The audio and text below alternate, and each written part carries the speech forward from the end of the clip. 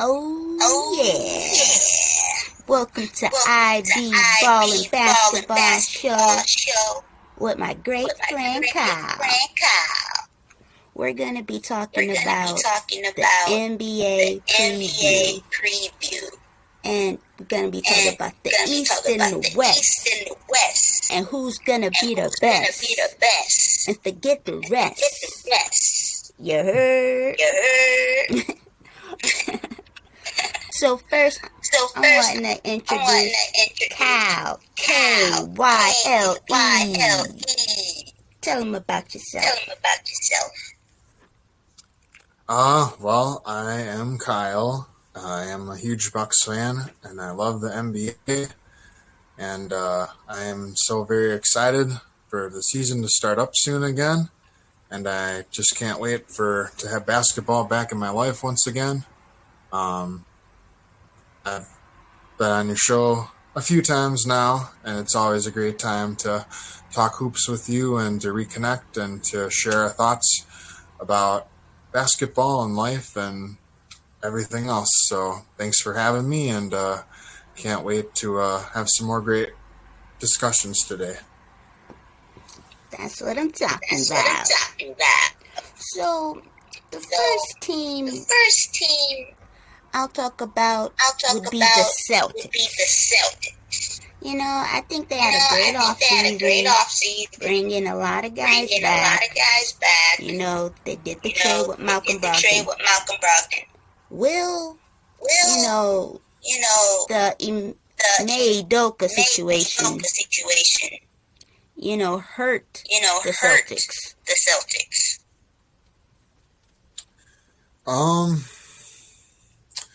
I mean, yeah, it's tough.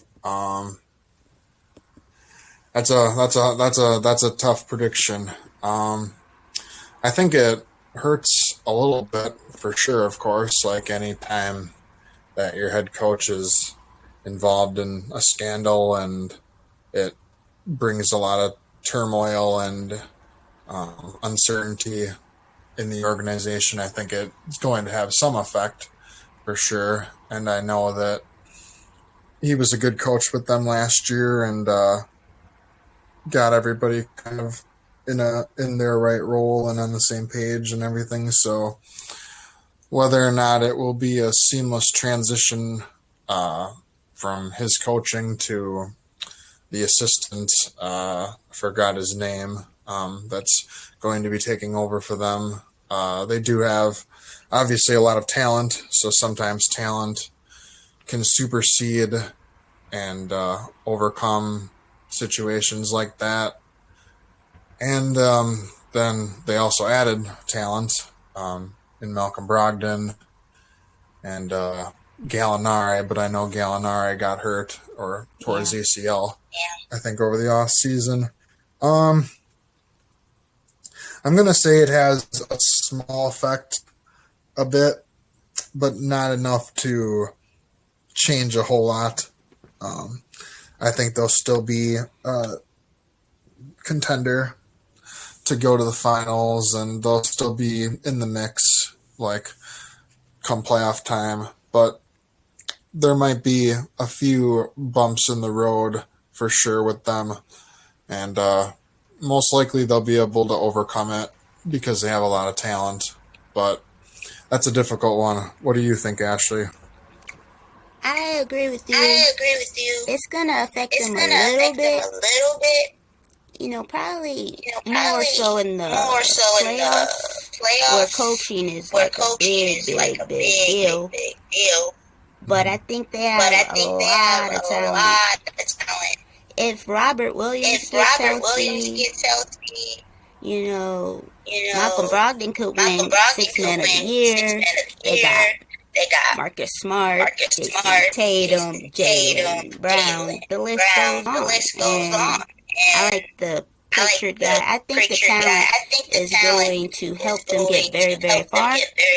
But, missing their coach that took them to the finals, it's going to play an effect in the playoffs, I think. Yeah, Robert Williams is like a question mark if he stays healthy or not and what his status is. The other big question mark I would say for the Celtics is Al Horford. Like, is he going to continue to bathe in the fountain of youth, like, before the playoffs, like he kind of turned back the clock last year? Or is he going to look older finally and start to slow down? Like, is he going to stay at the level that he was at last year? That's like a big question mark for me, because he was very good. Like, overall, like in our series that we played against him last year, and then just throughout the playoffs, he had a lot of good moments. So what his effect will be. And, you know, it really does sadden me. I have to bring this up. It saddens me that Malcolm Brogdon went to the Celtics, because I'm sorry, Celtics fans, but I don't like the Celtics. I really don't. I don't like them. So, but I do still like Malcolm Brogdon from his times in Milwaukee. So, him being on the Pacers was okay, because like I could root for him, I could like him, and it didn't really like matter or affect anything like when it came to the Bucks, like, because the Pacers weren't like a contending team, and like, I could root for Malcolm Brogdon, want him to do well, and it didn't matter. It didn't have like much of an effect. But now with the Celtics, it's much more difficult to do that. So I can't root for Malcolm Brogdon anymore, as much as it hurts me. It saddens me. So I just had to bring that up. It saddens me. Yeah, that does suck. I have to because be he was huge in the Bucks. And like I would hate, but there's a strong likelihood the Bucks could play another playoff series against the Celtics, and I don't want to have to hate Malcolm Brogdon. I don't, but I might have to. You might have. I might not have a choice. I'm sorry, President. What did we always do in the? We would put our hand over our heart in the cheering section. Yeah. I forgot. We would say something too. I forgot what we used to say for him. Like, all hail the president. Presidential or something? Yeah, something like that. I forgot. I really liked him. He was a cool dude. I thought he was a really good player. It is unfortunate that he has some injuries he battles, but when he's on the court and when he can play, he makes a difference. So I like Malcolm Brogdon. It makes it tough with him in Boston now. But we can move on from him from that. Let's go to the Nets. You know, oh boy. KD. The circus team. He asked for a trade. Saying, he wants the GM gone, he wants Steve Nash gone. And then he's like, no, I changed my mind. Will that affect them? Will Kyrie still be on the team? Will Ben Simmons' game ever get better? What's going to happen with, the Nets? They have a lot of variables that have question marks. What you think, Kyle?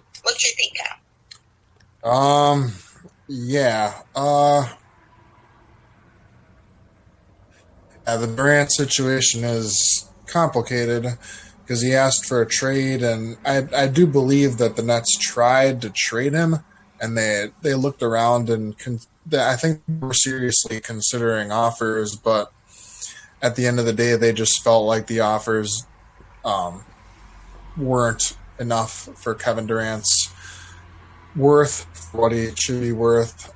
They just didn't think they could get enough realistically that would warrant trading him.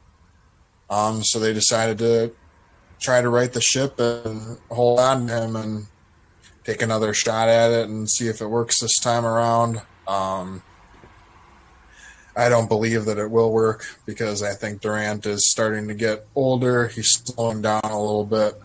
Not really like that you can tell like still an offensive like machine and dominant, but a bit on defense. Like he doesn't move the same anymore and like he's just very slow.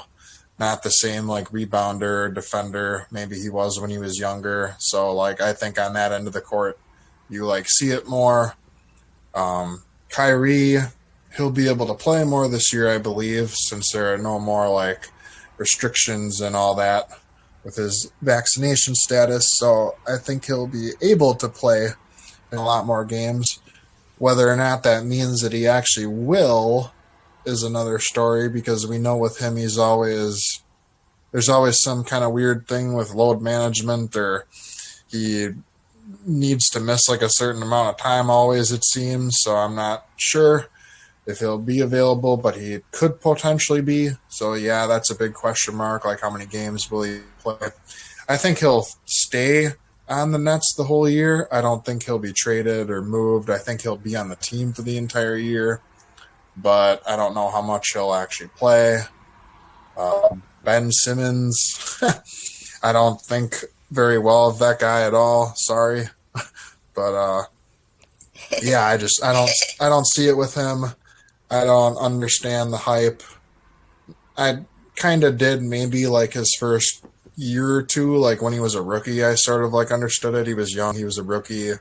There was a lot of like room for growth that you thought was there, but we've never seen any semblance of it like whatsoever. I think he's incredibly just soft, and I don't think he's hungry. I don't think he has the drive or just the passion like to improve and the dedication to be great. I don't see it. I think he's just happy being in the NBA, just kind of being a guy and getting his money and just going home. That's how I see him. Like, there's just the X factor, the heart is like missing from him, and I don't see it. He hasn't tried to improve his free throws or his shot or like anything. Like we saw when Giannis like struggled at the line, he had changed his routine last year and he made it faster, and he like worked on it and he improved a bit. And like, it's rare for a player in his 9th season, which Giannis was in last year, like that late into your career, that you're willing to put the work in to change something that needed to be changed. And I think he knew and understood that like he needed to work at it and it needed to change. But like that type of dedication, or like, I don't see that from like Ben Simmons or like some other guys. Like they're content in who they are and they don't want to change and they don't want to work more on anything. And so I don't see it with him. Maybe he'll play, maybe he won't. I have like no idea what to predict with him. The rest of their team is like, okay, I guess. I like Seth Curry. I like him as a player. I wish we had him. I do too. Steve Nash, he's still like a really young coach that doesn't seem to know what he's doing. I think he just kind of asks Kevin Durant what to do and has like Durant coach the team like LeBron does. I think he is just he was an amazing player, Hall of Famer, wonderful player. I don't know if he's like a great coach. Maybe he'll prove me wrong. I'm not really sure what to think about him totally. It seems like he's kind of in over his head a lot. Like he's just like unsure what to do. They have some nice young players. Cam Thomas had a solid rookie year last year. Claxton is like okay. Oh, yeah, I like he's him. all right. Oh, yeah, I like him. I don't really. Who else am I missing from that team? Joe Harris. He always goes missing in the playoffs. Who else am I missing? I think that's most of their team. Trying to come Andre back, Drummond trying isn't. to come back from injury. No. Andre Drummond isn't there anymore. He's on the He's with the Bulls. Bulls. No, he's with the Bulls. So yeah, I think the Nets will be like a 7th seed maybe. Like, I'm not very high on them. They'll probably be a playoff team, I guess, but they won't be a high one. Did that surprise you that I predicted them like a 7th seed? Well, yeah. I think it really depends on injuries.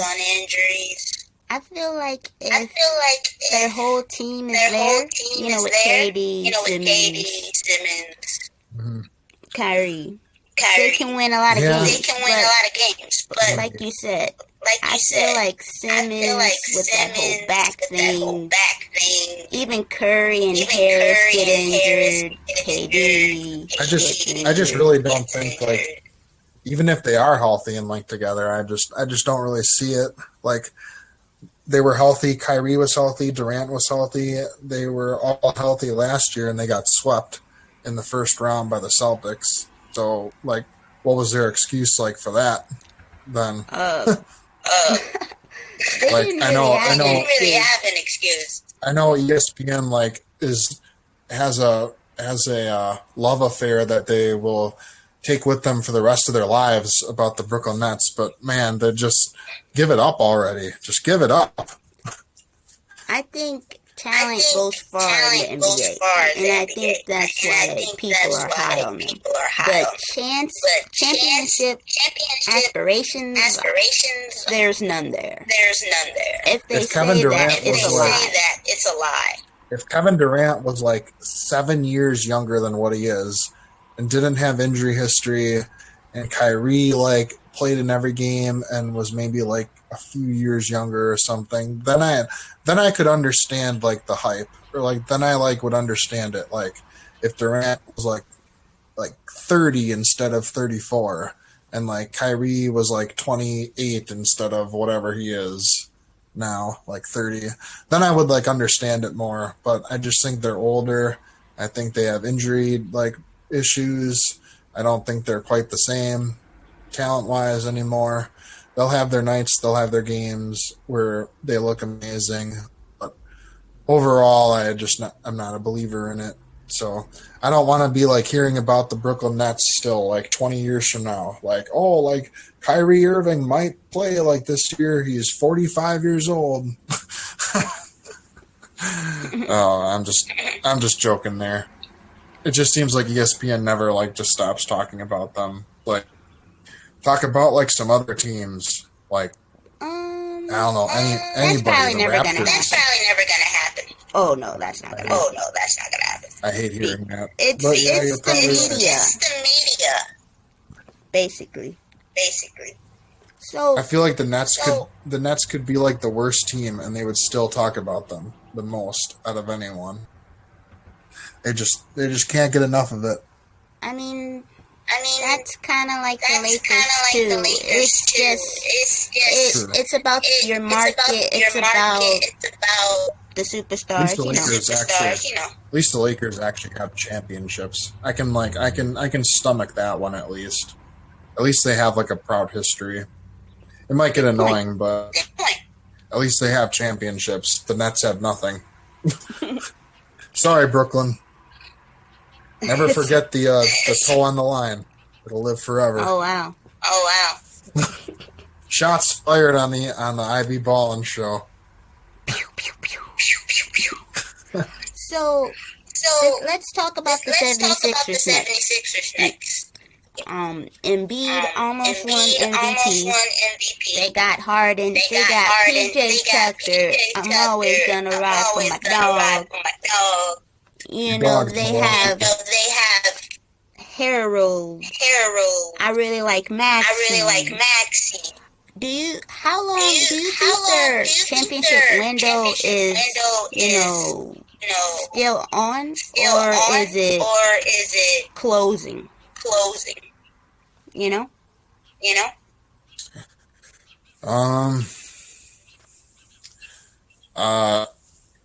I don't think their window is closing. What makes you say that? Because of like James Harden being older, or like what do you mean by James Harden being older.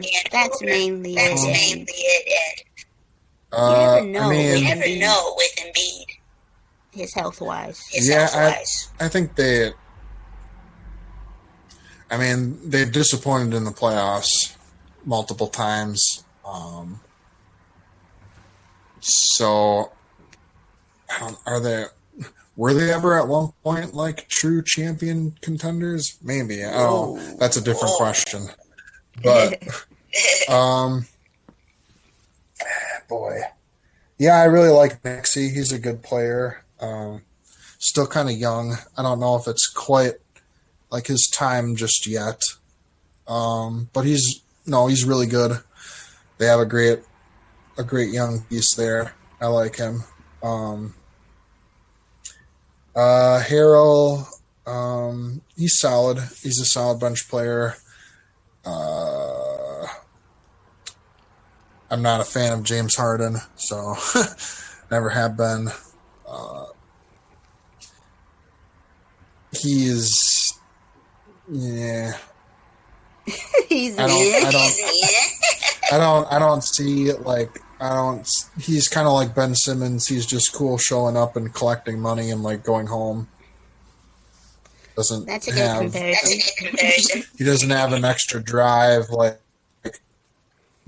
I'll never forget the clip of him last year of like a loose ball, like rolling by half court, and he just kind of like walked towards it, and like he like refused to like even bend down to like pick up the ball, and like the opposing team just was running behind him and like picked it right up like from under his nose without him like even noticing it, because he was just like that out of it, or he was on another planet like there or what. I don't know what happened. Then they went and they dunked the ball on the other end, and he was just still like standing there at half court.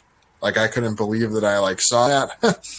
So I don't know. I don't see it with him.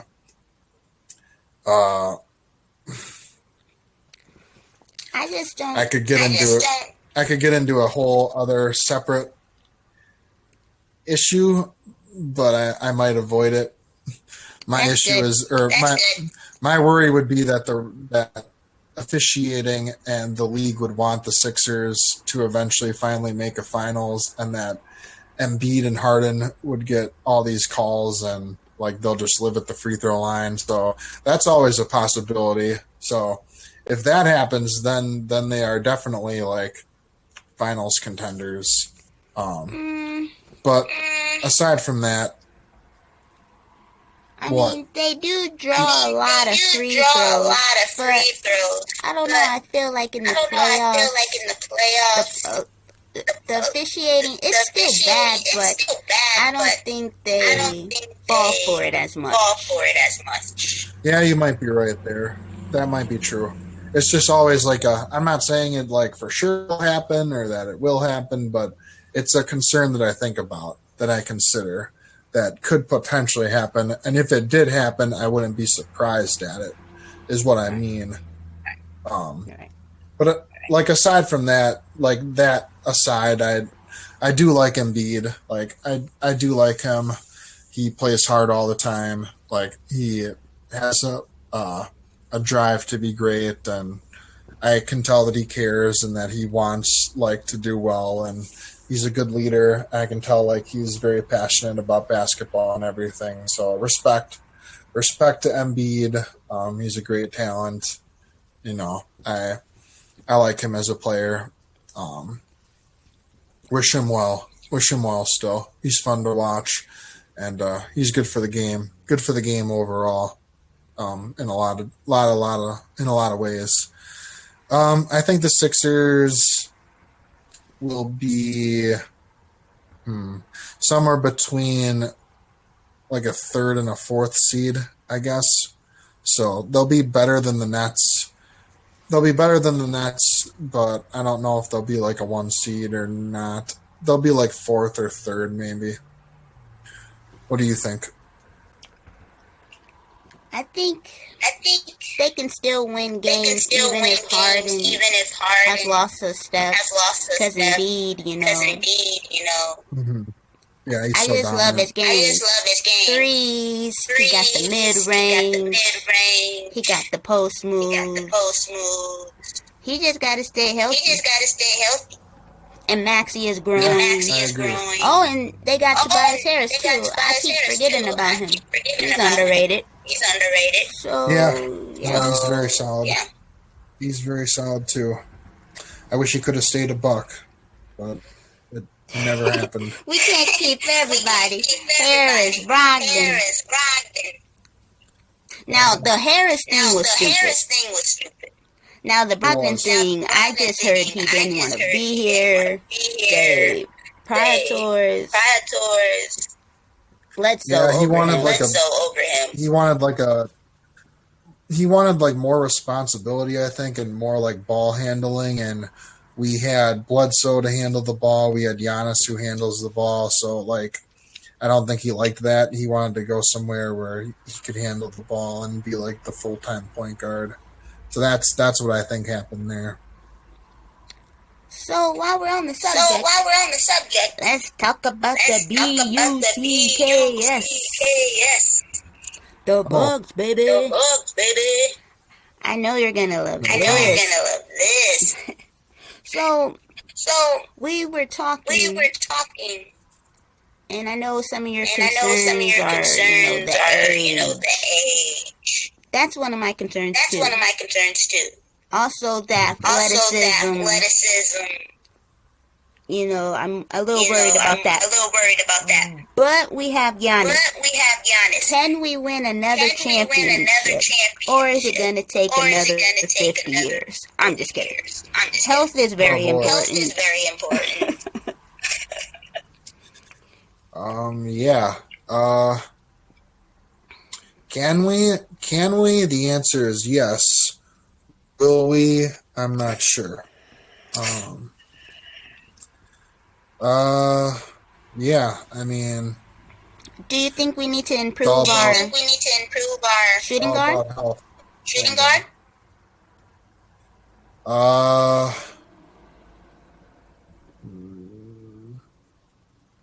mean, I like Grayson Allen. I think he's a nice player. I think he fits the team pretty well. I like that he's a little younger too, so he's not an old fossil, or he's not like a immovable boulder out there. So he's lively. He can move. He provides a little energy, some youth. He has kind of like an underrated like driving game where he can get to like a little floater. He can sometimes drive and throw down a dunk like out of nowhere. I think he's a very solid shooter. For his role and for the minutes he plays, I think he fits our team very well and he's efficient. So I like him. After him though, like Wes Matthews, he's getting older now. He's had a really good NBA career. Respect to him. Like, I like him as a player. I like his career. I respect it. Like, he's been fun to watch, but the future, like, isn't him. Like, of course. So we need to figure out that situation. Beauchamp, he's kind of like a shooting guard / small forward, so maybe he can, like, help in that area.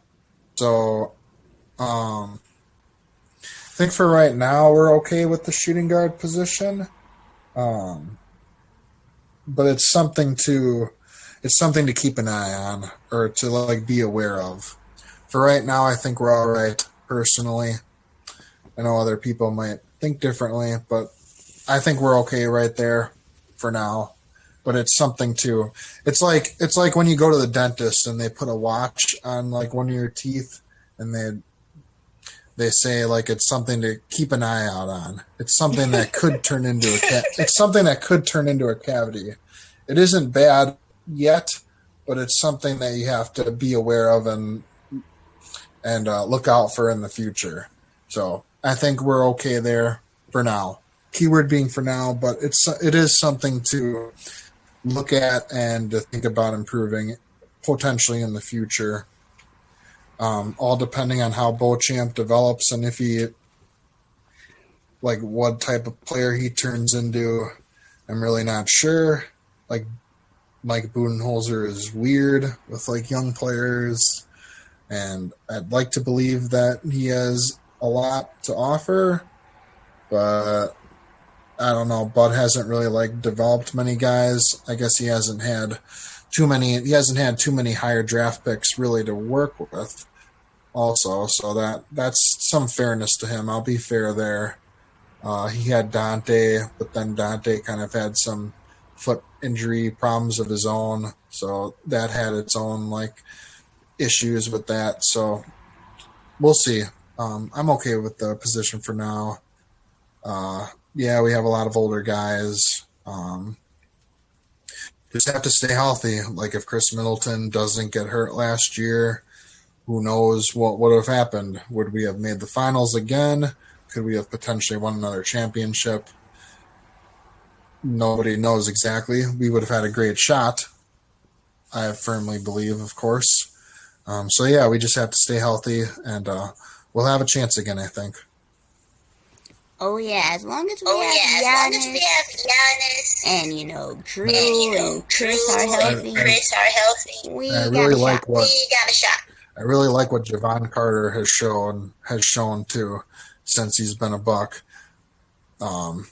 We all have to put, every single Bucks fan should be putting out like an SOS like message to Mike Budenholzer to play Javon Carter. Like we all need to like just like fall to our knees and like cry to the sky to like get this man on the basketball court. I mean, it seems like it's an easy decision. Yeah, you would think. It's kind of like when a little kid sees a hot stove. Like for an adult, they know not to touch the stove, but Mike Budenholzer just can't control himself. He has to touch the stove and get himself into trouble. I mean, that's a good comparison. I saw a stat like that Javon Carter, since he became a Buck in February of, is shooting 55% from three-point territory. I kid you not. That number is real. 55%. He's like 39 for 68 or something from like three. Like, what are we doing? What are you doing, bud? Numbers don't lie. The numbers don't lie. Like, figure it out. The eye test doesn't lie. You can see what he brings on the court. And on defense. In our last preseason game, like Doris Burke was like talking during the game, and she was like, I asked Mike Budenholzer if there is a bigger role for Javon Carter this year, and he said, I think so. And I started screaming at the TV, and I said, no, the answer is not I think so. The answer is I know so. And yes, he will have a bigger role. So there you go. I had to I hope I don't have to be mad about that so much. Yeah, but he has question mark like there. He's such a good fit with Giannis. He's a great like open shooter, and we know like what does Giannis create? Giannis creates open shots. So he'll play his role. Like he doesn't try to overstep his boundaries, and he's not going to try to go out there and take 30 shots and try to score 40 points or something. Like he knows that's not who he is. He'll hustle. He'll do all the little things. He'll make open shots. He's kind of like a Patrick Beverley type almost. Like he'll get into you like full court. He'll defend. He'll full court press against opposing point guards. Like he just offers a lot, and like he needs to get like consistent 20-25 minutes a game for sure this year. Like I might be crazy, but I know other guys are like the favorites because they play like bigger minutes, like Tyler Hero. But like Javon Carter could be a legitimate 6-man of the year like type player. I actually believe that. Like in a stricter definition of the word 6-man. Like today you have guys who come off the bench and they play like 32 minutes like Tyler Hero and they win 6-man. Is that really 6-man of the year though? Because like other guys like start like Giannis and play like the same amount of minutes. So you're playing starters minutes. Are you really a 6-man? You know what I mean? That's like the weird like gray area. I wish the 6-man of the year award would be given to guys who averaged 28 minutes or less. You know, that's pretty good. 28 minutes or less, you know. I do agree. Something happened with Kyle. Maybe he'll be back. But I do agree with what he said. Javon Carter is a beast, and a lot of fans want, George Hill out of here because they're like, hey, if Hill is gone, then maybe, Bud will play him. And I think Nora and, Marjan are going to have to step up, especially with injuries with Middleton and Ingles. But I am a big fan of, Ingles because he's 6'8", he's a vet, can pass, can make threes, and Kyle, he's back. What up, Kyle? You're back. Are we okay? What happened? I'm not sure. Internet connection maybe? Is it recording still? Oh yeah. I just was finishing up talking about, how I liked Ingles, and I was agreeing with you with the Carter situation and how, George Hill be trending on Twitter because a lot of fans want him gone. Yeah. I mean, what I will say about it's tough. I mean, I want to be fair and respectful to George Hill because I do think he's had a good NBA career and everything. Respect. It's been a good career. I really liked George Hill when he first came to the Bucks. I love what he gave us the first year and a half that he was here, especially the first year he was here. He made a huge difference. He was one of our best players, honestly, in the 2019 Eastern Conference Finals against the Raptors. So, I mean, it's been a good NBA career for him. Total respect to George Hill. I do believe he's a good guy. I know he had some problems in the bubble and stuff, and that's kind of a whole nother issue and story. But aside from that, I think he's always been a great teammate, a great leader, a good person.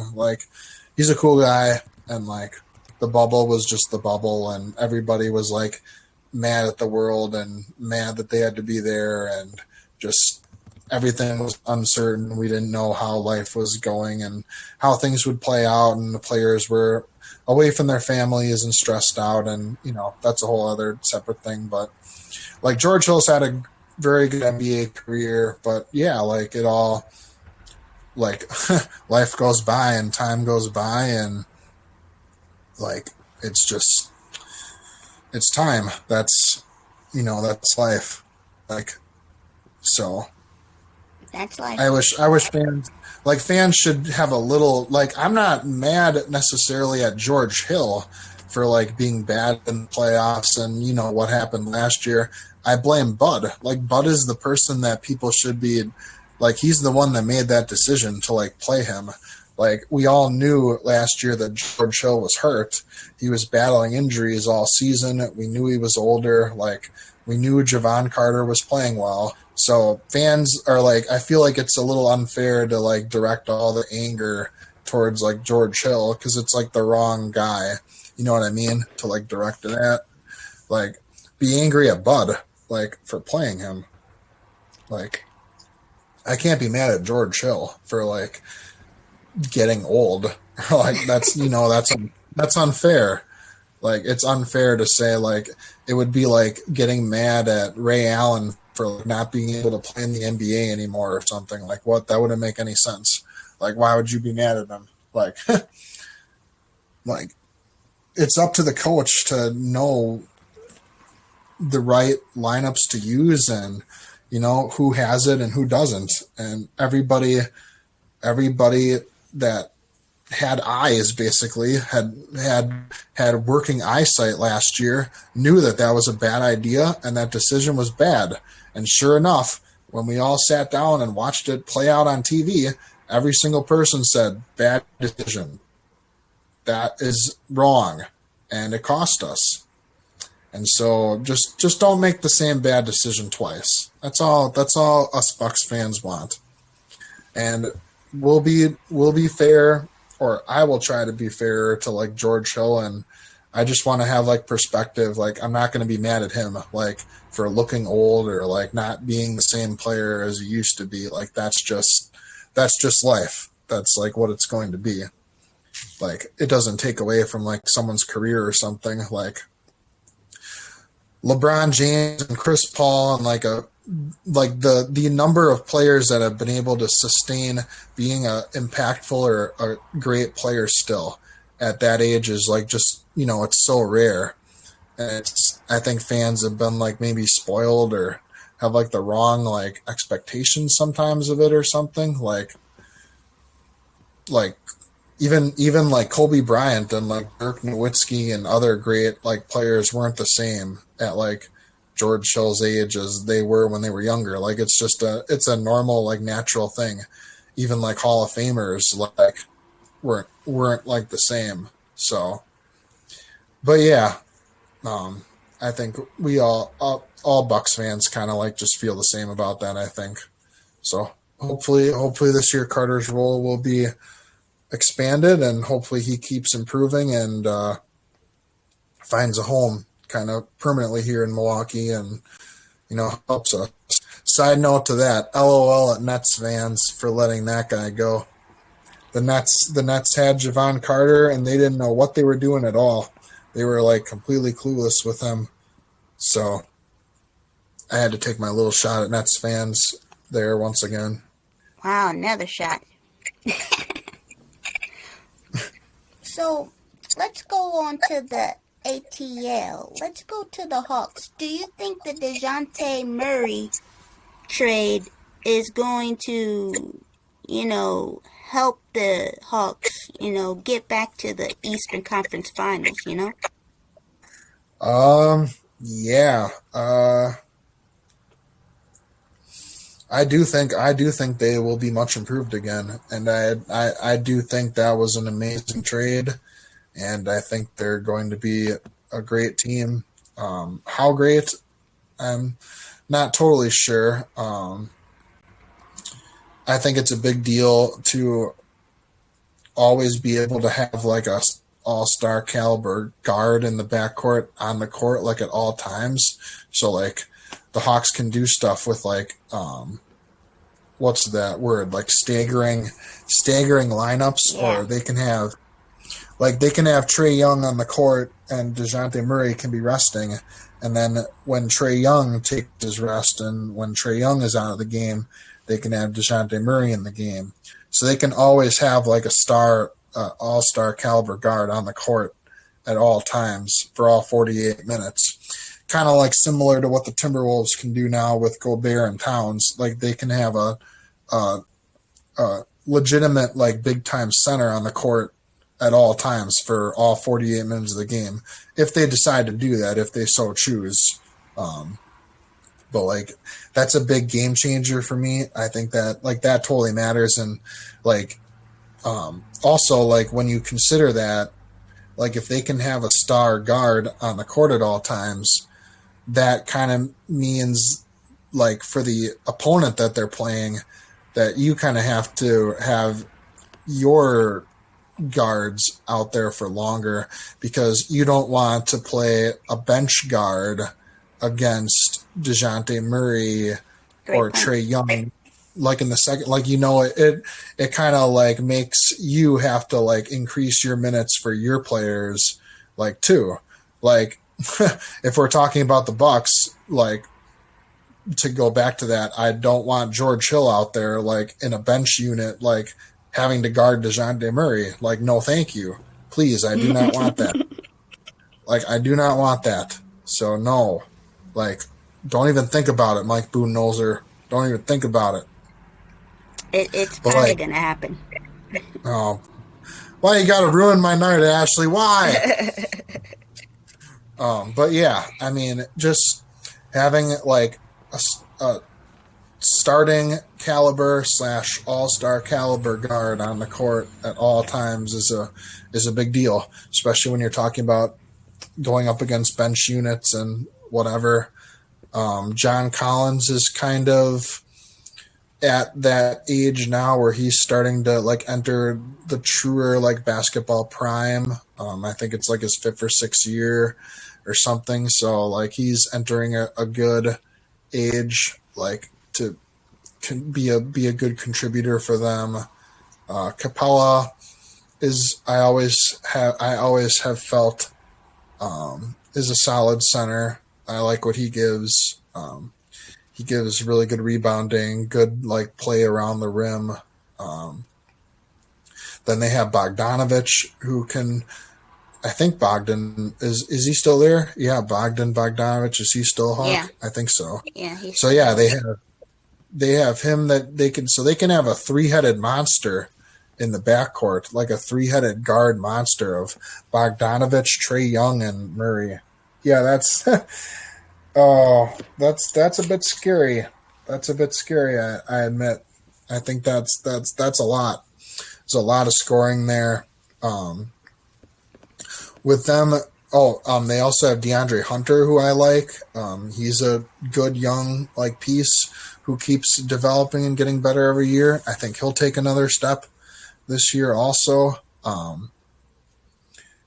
They have a lot of scoring. The question mark for them is kind of always on like defensively. They'll score a lot of points, but can they stop their opponent from scoring points? That's the question. I do think their coach is their coach still Nate McMillan? I believe so. I think I like him. I think he's kind of a good like old school coach. I think I've always liked him for some reason. I think he's a pretty good coach. The Eastern Conference has improved a lot. It just has.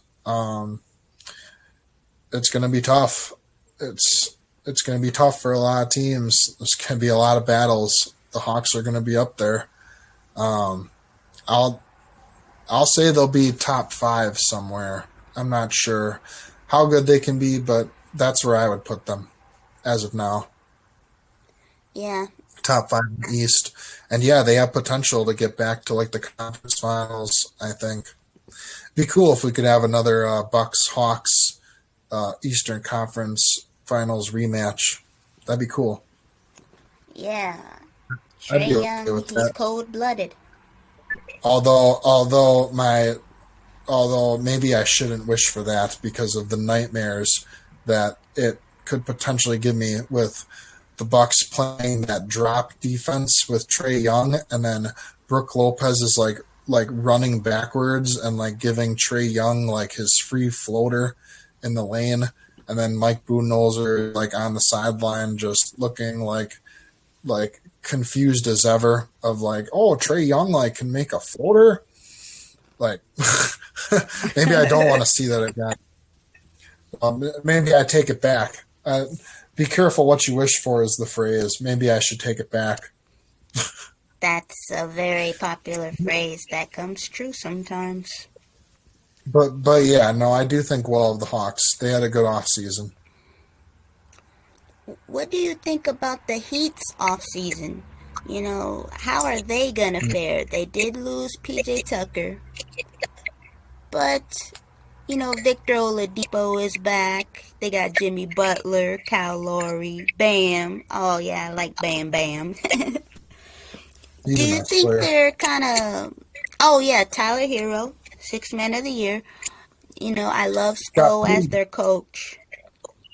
Tyler Hero got that bag. He got paid. Yeah, so how do you think they're going to fare this season? Yeah,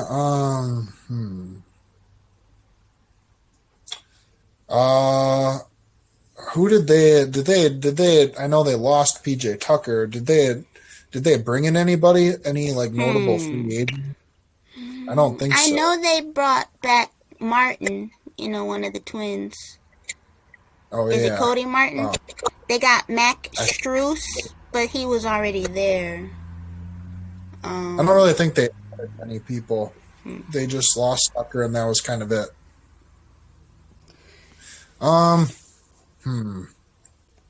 But Tucker was very huge for them. Yeah. I think the Heat will actually take a step back, I'm going to say, and they're not going to be as good this year.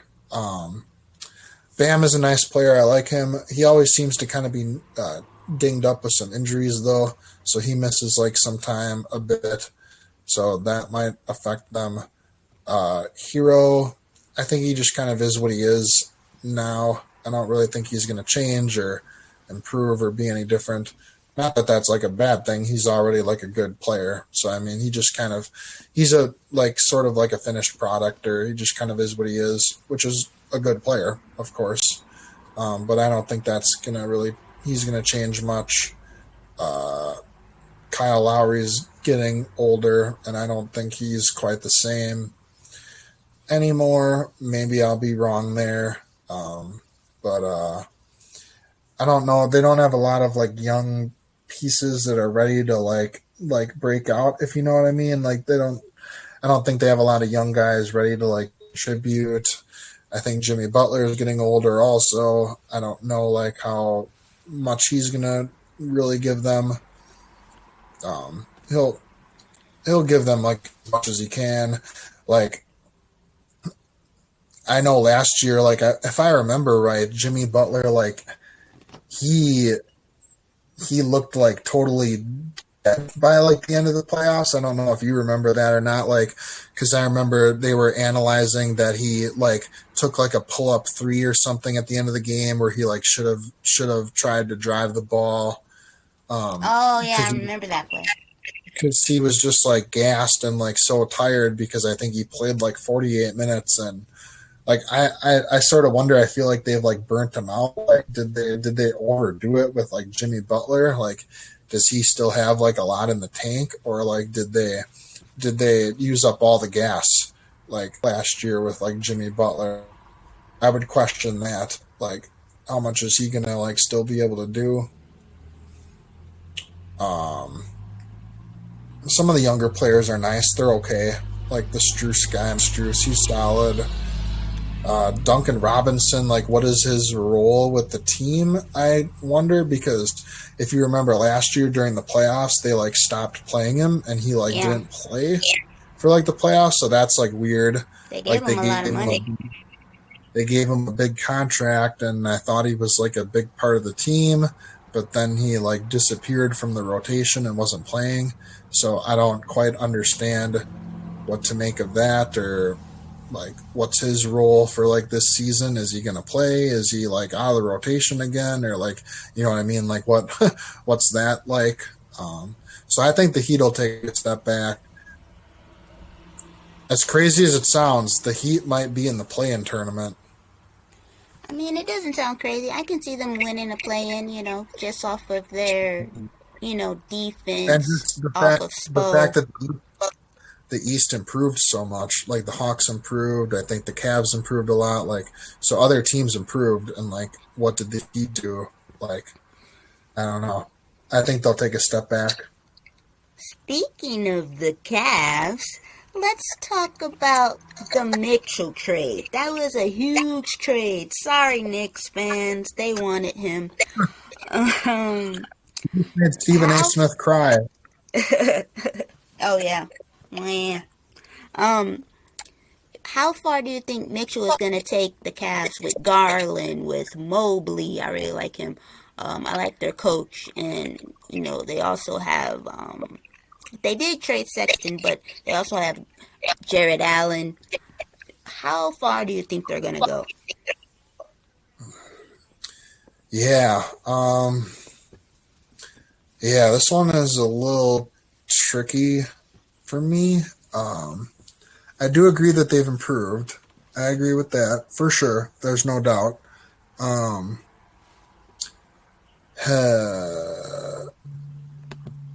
feel like they might just be a little too young just yet. True. Like Mobley's still a very young player. Garland's still a young player. Even Donovan Mitchell himself is kind of young, like still. Though they improved a lot. They'll be a better team than they were last year. They'll be one of those teams up in the top, like 5 or 6 teams of the Eastern Conference. I like Jared Allen. I really like what he brings. I like his game. I like what he gives the Cavs. I might be less higher on Donovan Mitchell than a lot of other people, or than some people. Right. I think he's a good player. Would I take him like on my team for sure, but I don't think he's as good as some people believe or feel or like make it out to be. He can be kind of inefficient sometimes, shoot like a lot of shots. He isn't the best like playmaker, or like, I know he kind of had that weird thing with like Rudy Gobert too, where like they didn't like get along, or he wouldn't like passing the ball or something. I don't quite know like the full story there or everything, but like I don't know if he makes people around him better. Like he's just kind of like his own scorer, and he's very ISO heavy, which is okay. I mean, it's a good talent still to have and everything. Like for what they gave up, it was a good trade, because I think they gave up Sexton and Markkanen for him. So I mean, they didn't really give up a ton to get him, so it was a good trade. Like still, I think they can win a playoff series, but they're probably like, that's probably like as the best it would be, or like that's like their ceiling. They could be like a second round team, but I don't see them being better than that. So they could be like around a 50-win team, and then maybe a second round team, but that's probably as far as they'll go. I think they're just a little young still. Yeah, that's kind of like what I would say about them. Yeah. What do you think? They're young, but it's good that they can grow together. I do agree with Mitchell. Like he is like a top shooting guard.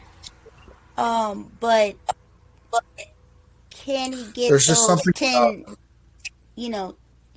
Record 10 assists. I think there's something TNT about Crow it. was criticizing him about that. I feel like there's just something missing. I can't quite like put my finger on it, or like, you know what I mean?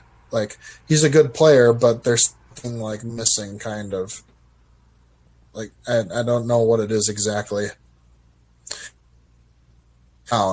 Like he'll have like a 40-point game or something, and then he'll shoot like 4 for 22 and have like a 8-point game or something.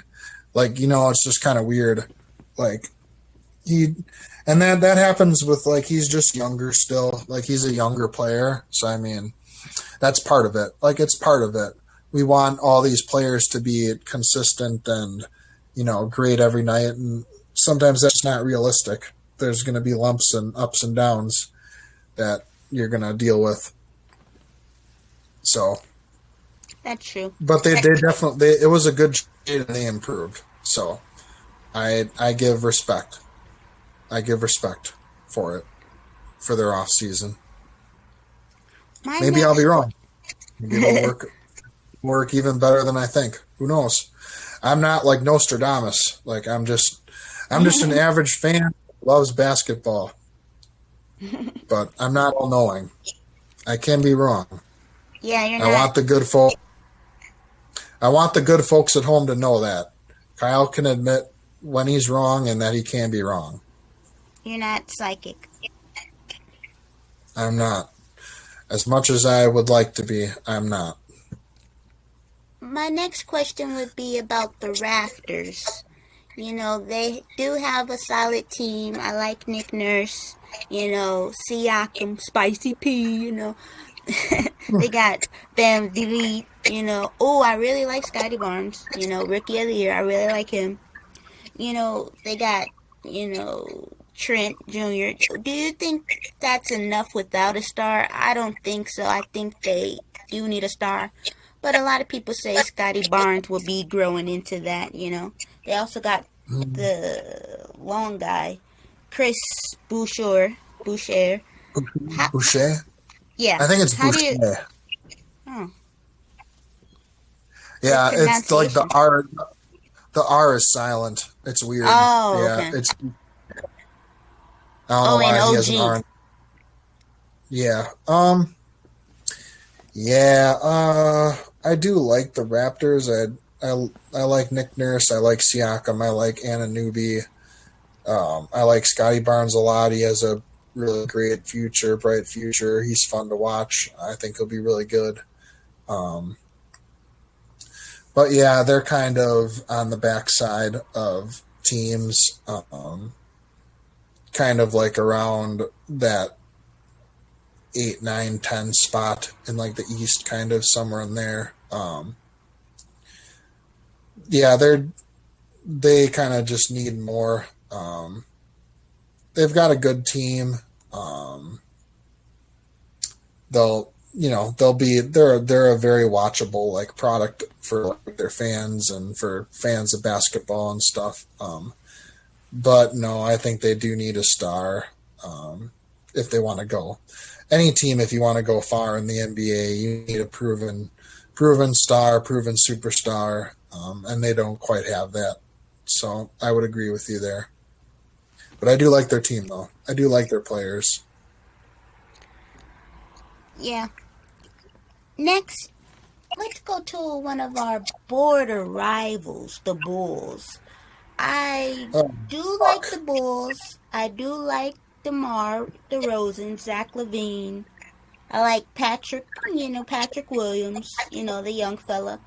I just, with the ball situation, he's never healthy, and I think he can really help the team. So I think they're gonna be the same sort of. I do like the Dragic edition, even though he's old, and I do like Drummond. Ayo, the young point guard, he's gonna take, Lonzo Ball's place. How far do you think they'll go without Ball? Hmm.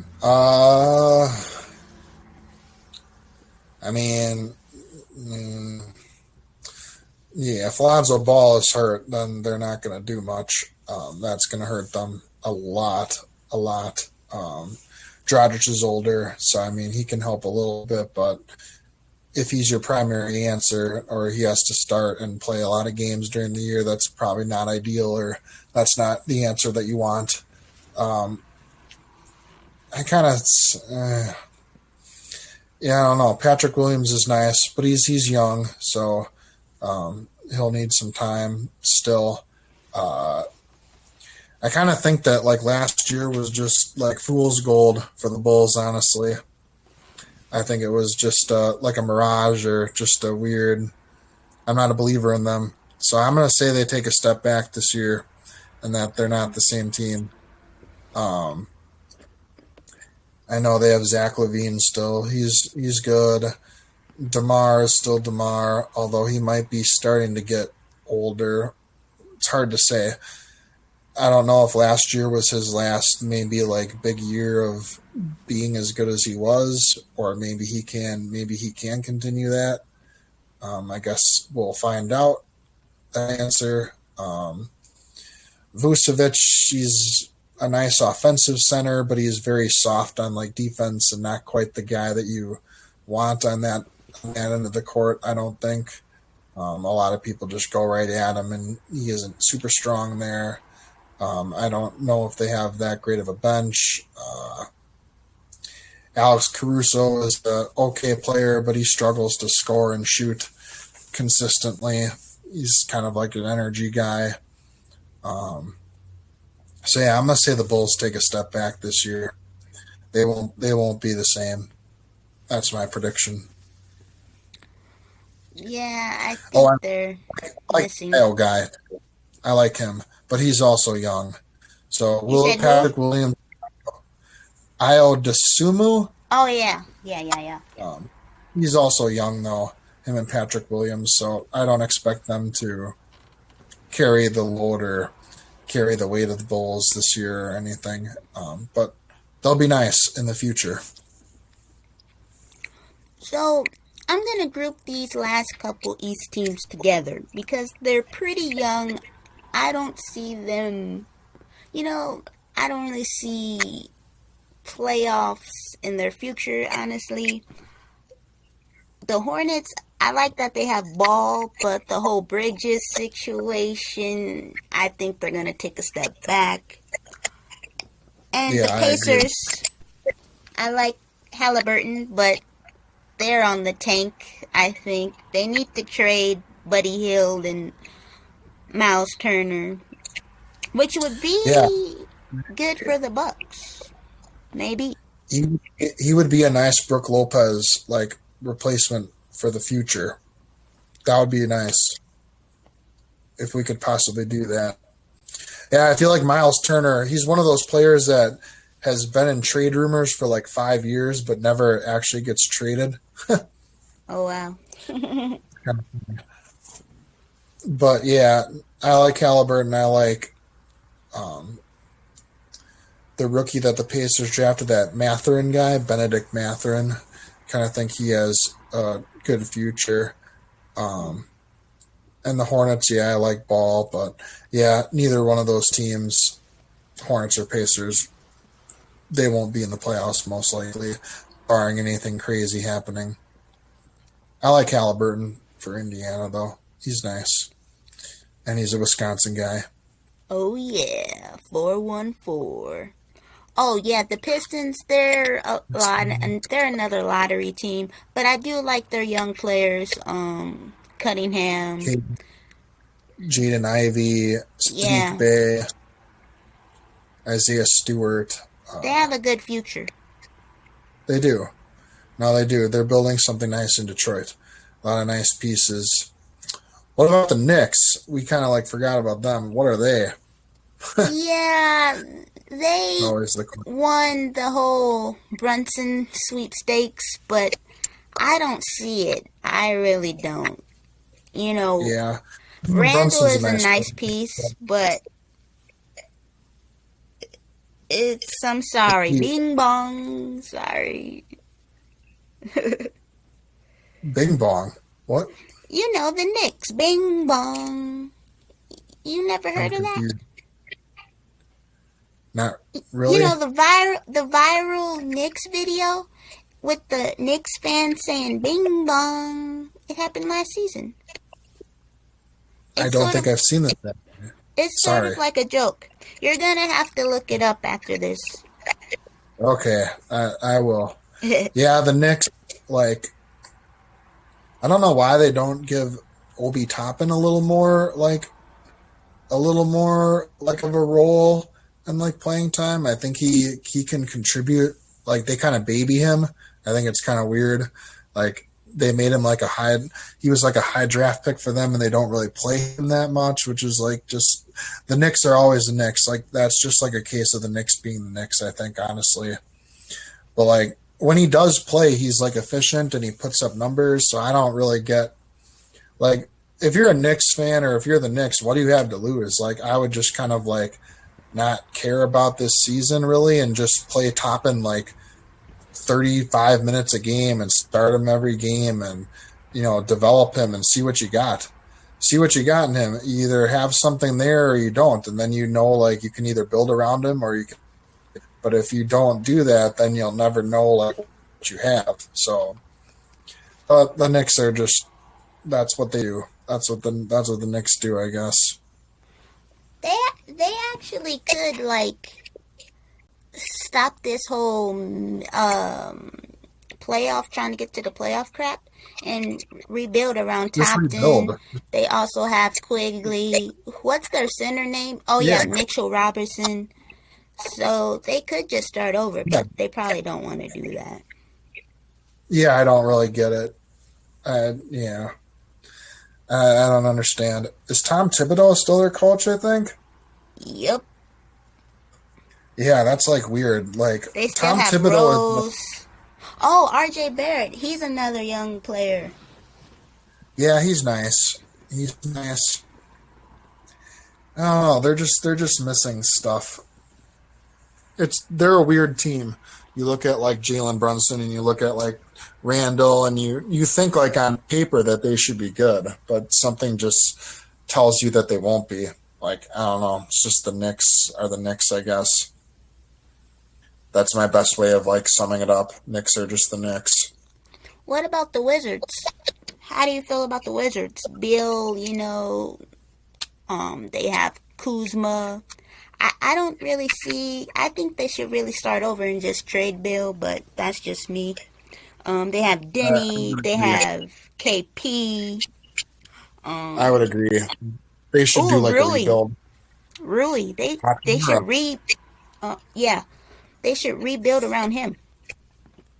Yeah, I don't see it with the Wizards. They're kind of like this. They're in the camp with the Knicks, where they just kind of don't know what they're doing. They're like they're like a C student that thinks they can get A's, and they won't accept. Like Another shot's fired. Another shot's fired. Another discontinued. Out in the E segment about the Magic, they do have a lot of players like Cole Anthony. They have, Pablo, who I think is going to win Rookie of the Year. But they're just another young team that's going to be tanking for Victor or, Scoot Henderson, I do like, Franz Wagner. He did very well, very, very well. They got slugs. They got Wendell Carter, who's a good post player. They got Isaac. He's kind of injury prone, But they're a young team to watch. I'm back. Sorry. Cal is back. Oh, yeah. I feel like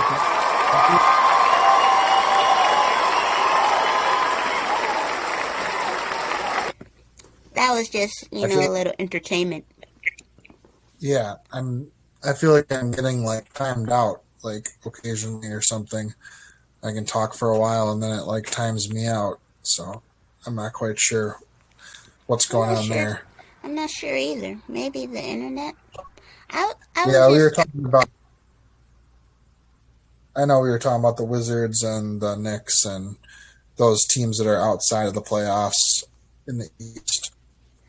They got some pieces, and I don't understand why the Wizards drafted Johnny Davis from Wisconsin. If you have Bradley Beal, what's the point of that? That doesn't make any sense. I was surprised he even went that high, honestly, but that's just the Wizards just do weird stuff. That doesn't make any sense. Like, draft a different position of need, or like if you're going to draft Johnny Davis, then trade Bradley Beal. What? I don't know. If Bradley Beal is the guy in Washington, which he supposedly wants to be or whatever, so what? Johnny Davis just sits on the bench behind Bradley Beal for 3 years while he puts up his points, or what? Like, what's the plan? It just seems weird. Doesn't really like make a lot of sense to me. I talked a little bit about the Magic. Do you like any young player on the Magic? Pablo Suggs. Oh yeah, I'm super excited to see Paolo Banchero. I like a lot of the Magic guys. Mo Bamba. Maybe not a lot. I like Mo Bamba. I like him. In my ideal world, Mo Bamba would be a Buck, and he could replace Brook in the future. But eventually, I need to let that dream die, I guess. You never know. You never know. You never know. It could happen. Should I end my dreams longer, Ashley? Yes. I think so. All right. You never know. The dream. I like Banchero a lot. Trying to think of some of their other guys. Wendell Carter Jr., Jalen Suggs. Isaac, he's been hurt the past few years. Did I don't know if he'll ever offer anything. Cole Anthony? He's okay. Um, yeah, I'm mostly just excited to see Bancaro and see what he can do and um, what he can bring to the league. I'm excited about him. Okay. Not really, not really too much else on the Magic though. Franz Wagner, he's okay. He had a good season last year. He might show some more good things. I'll give a shout out to him. But yeah, mostly just Bancaro. I'm looking forward to watching on the Magic. Next, we're gonna go to the West Side drum roll. Oh The yeah, Wild the Wild West Side. So I'm gonna start with the Clippers. Can the Clippers stay healthy? They got John Wall. They got Kawhi Leonard. They got Paul George. I really like the makeup of this team. I like Ty Lue, but can they stay healthy? Yeah, that's a huge question. If the Clippers are healthy, I think they're a great contender to go to the finals. They have all the right pieces, but Kawhi Leonard and Paul George have to be out there for it to happen. But if they stay healthy, I do like their team, and I do think they have a great chance. I agree. I really like Kawhi Leonard, but he just needs to find a new balance. Get it? I have my question marks about John Wall, though. It's been a long time since he's played. What does he really offer these days? What can he offer now? I'll have to see how that plays out. Yeah, we shall see. He's an older player coming off injury, so hard to say what he'll be able to do.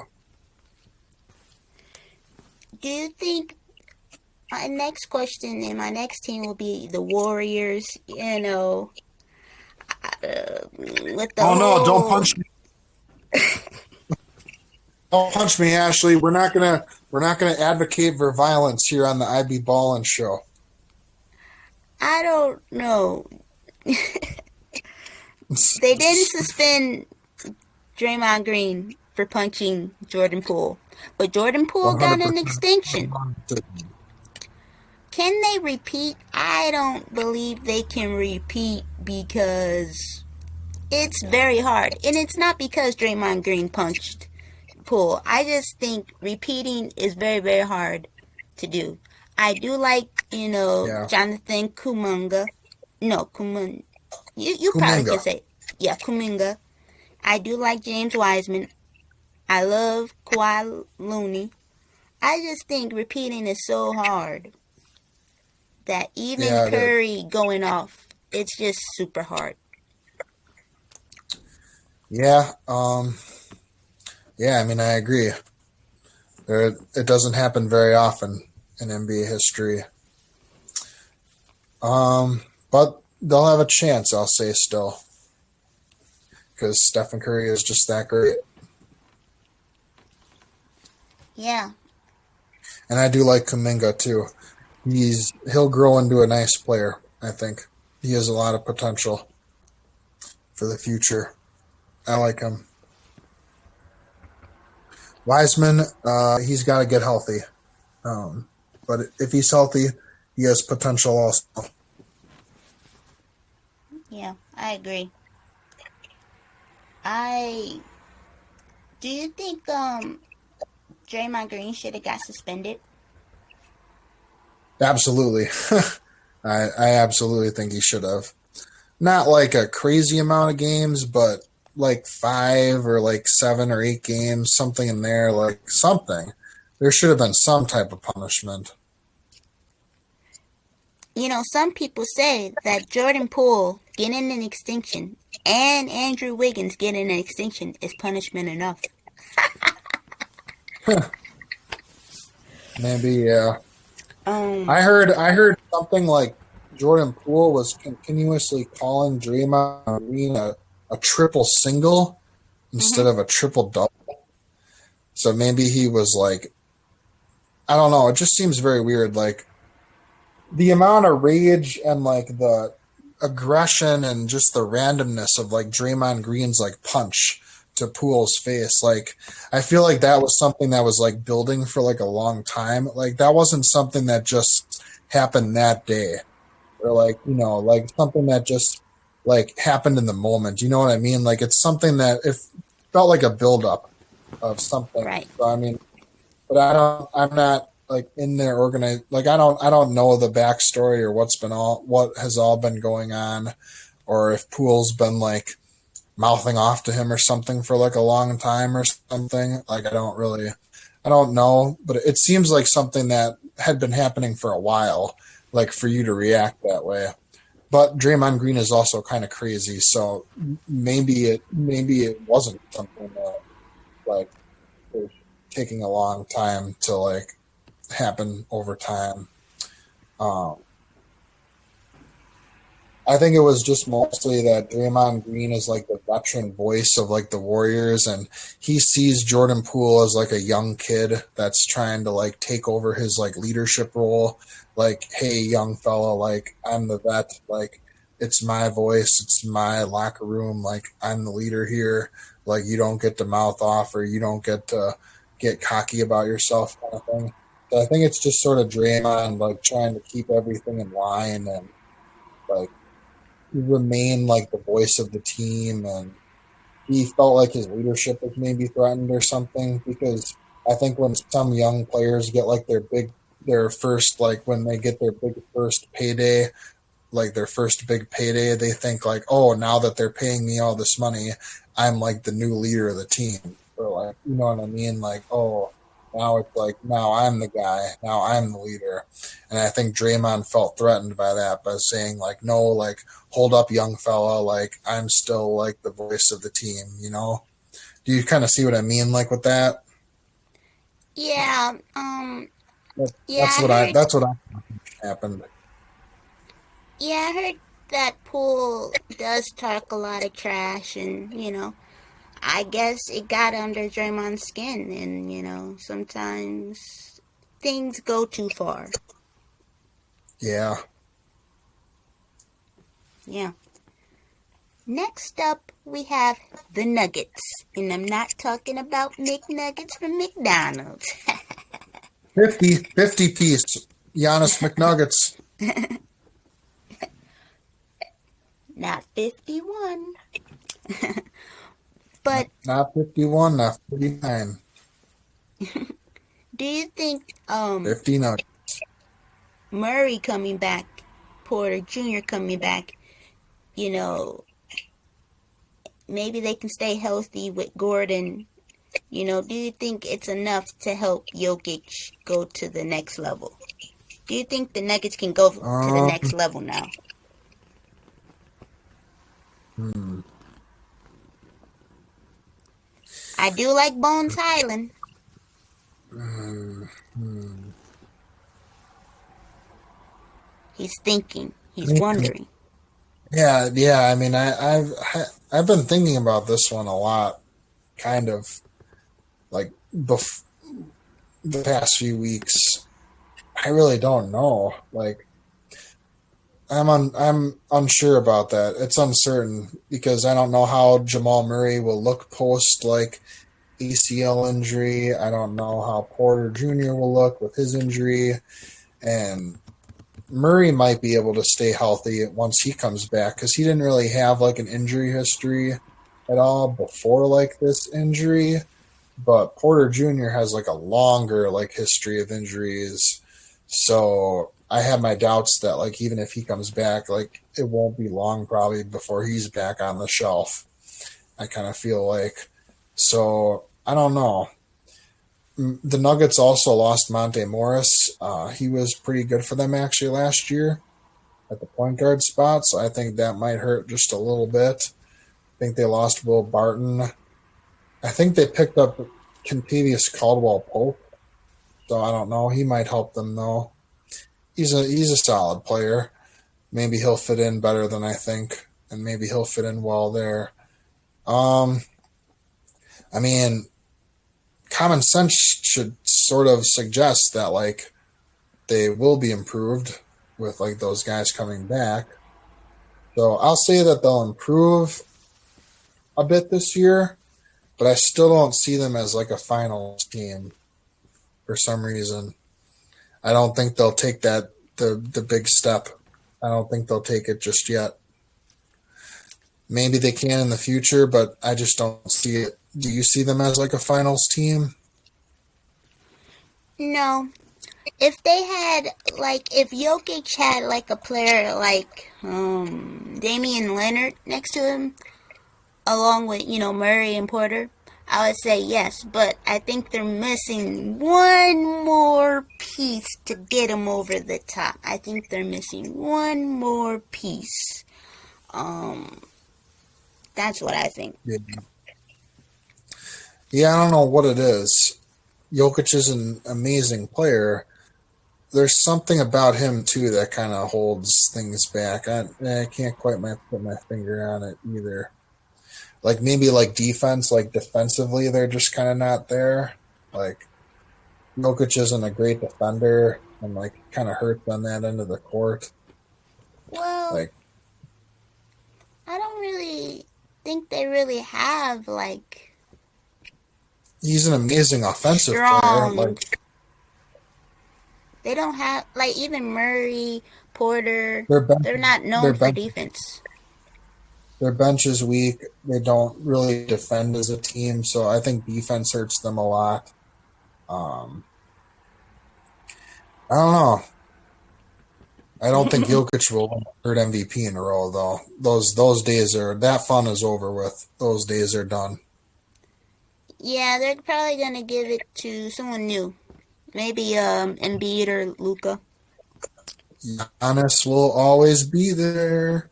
He will always be there. He will always be there. But I think it depends on, like... I think we gotta just... Don't you dare say there's not a chance.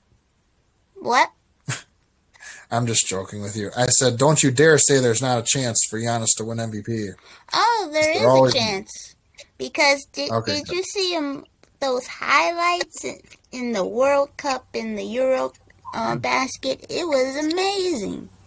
And also with Chris Middleton being out to start the year, Pat Connaughton being out, we have guys out. I feel like if Giannis keeps us afloat, like he'll have the narrative of like, having guys out and him having to do more, and like that might help his MVP cause. That's true. It all depends on like the record.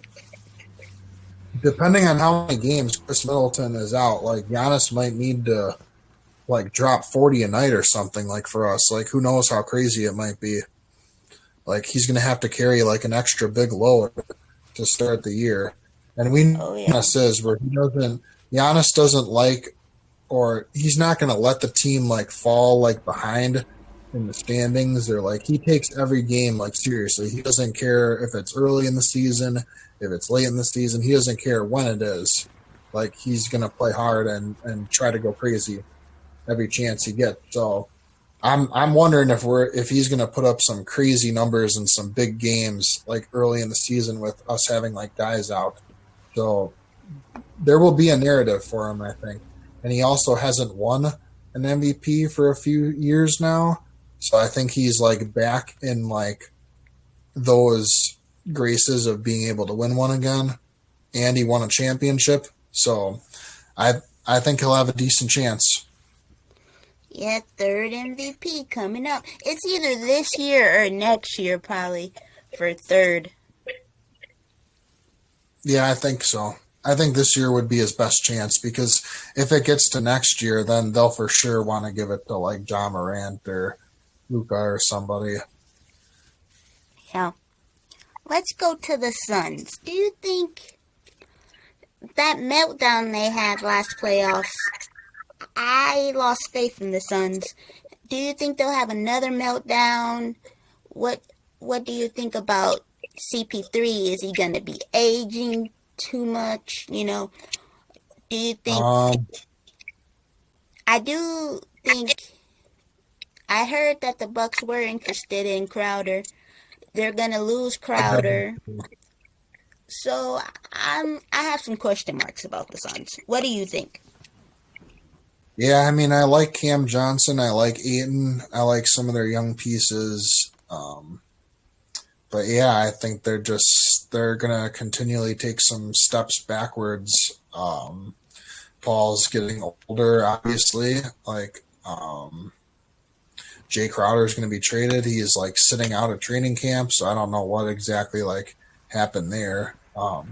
Eaton has like a weird relationship with the Suns now, and like Monty Williams, and I know you didn't mention it, but they also had that like ownership scandal. Remember that? Oh yeah, Like with Robert. He like is being forced to sell the team because he was acting inappropriately or something within the organization. Which is really weird. Like, why does that stuff keep happening on teams that Chris Paul like plays on? It happened with Donald Sterling when Chris Paul was on the Clippers, and now it's happening when Chris Paul is on the Suns. Like, is Chris Paul cursed? Is like I don't know if he's cursed, but I just think these owners have a lot of money and they think they have some type of immunity and they can say and do what they want to, kind of. yeah. These rich owners. A lot of the owners are kind of older, so they have like some old school ideologies that don't fit with today's culture and causes problems. So that is also an issue. Yeah. But yeah, I think the Suns should. I honestly think the Suns should almost do like a mini rebuild and focus on rebuilding around Cam Johnson, around DeAndre Ayton, make Ayton more of like a focal point and like integrate him more. Kind of seems like they just use Ayton as like a garbage man. Like, like just have Devin Booker shoot 40 shots a game and Ayton can just have like offensive rebounds or tip-ins or whatever. Like, they don't really like use him or like feature him as like the guy. He's just kind of like a cleanup dude that cleans up for Booker and Chris Paul, and I don't know. Like they need to restructure some things. Right, because he's like a 7-footer. You should utilize him, and he's young. And People just I don't get it. They love the guards. They love the guards. But if you have a big like him, you better use him. Yeah, I just don't get it. He's efficient. He's really efficient with the shots he gets. He's good around the rim. He can hit mid-range. Like, I don't know. They don't seem to utilize him correctly. And like Cam Johnson, I was scared of that guy in the finals. Like when my Bucks played the Suns, I'm like, please don't play that man. Like, don't play him. Don't let him like shoot the ball. And thankfully they didn't. Like somehow like they left him on the bench or he didn't get like shots very often. I'm like, boy, we got lucky. Like I thought after the finals was over, I'm like, I don't know if we have a championship or not if the Suns use Cam Johnson the way they should have. Well, like it seems like they're prioritizing him now because they want to start him over Crowder. Yeah, that's true. So this year might be the first year that they like embrace that, which will be good for them. But yeah, I don't see them contender for the finals anymore. I think they'll still be like a decent team. They'll still be good. They're not going to be like a bad team, but they're not a finals contender. Probably not anymore, I don't think. I agree. What do you think about the Grizzlies? I feel like in order for the Grizzlies to take the next step, Jaren Jackson Jr. has to take his game to another level. Because I do like, Bane. Ja is going to be, an MVP candidate for years. But I just think Jackson is the key. What do you think? Well, he's got to be healthy, first of all. So he's had a lot of injury issues. But if he's healthy and he has to improve and kind of take another step. I like Ja Morant a lot. I love his game. He's so fun to watch. I like Desmond Bain a lot. He's great. We got some solid vets and contributors like Dylan Brooks, Steven Adams. Um, uh, I don't really know their bench very well. I don't know if their bench is very good or not. I know they lost DeAnthony Melton because he went to the Sixers, and he was pretty decent. He was good for them last year, so they might miss him. The Grizzlies might miss him. Not really sure what else they have kind of on the bench. A lot of young players. Let me look. Yeah. I think I think they have a lot of guys that are still kind of young. They got Danny Green. I forgot all about that. Wow. But he's hurt. He has an ACL injury. Oh, crap. I was going to say, that's a good move. Yeah, he won't be playing. He's out. I think he's out for like the whole year. He had that injury in the playoffs last year because I don't know if you remember, but that's why. Right. Embiid like ran into him, or like they collided. Right. So yeah. I think the Grizzlies will be good. Did I mention who? Did you mention Tysus Jones, Brandon Clark, Zaire Williams? Yeah, those guys are good. Zaire Williams is pretty young. Clark is still kind of a young guy. They're solid. They're solid players, though. The Grizzlies will be good. They'll be like a top 5 team, probably. Yeah, for sure. I don't think they're ready for like the finals or anything, though. I don't think that. So, do you think the Mavs are ready with Luka Magic?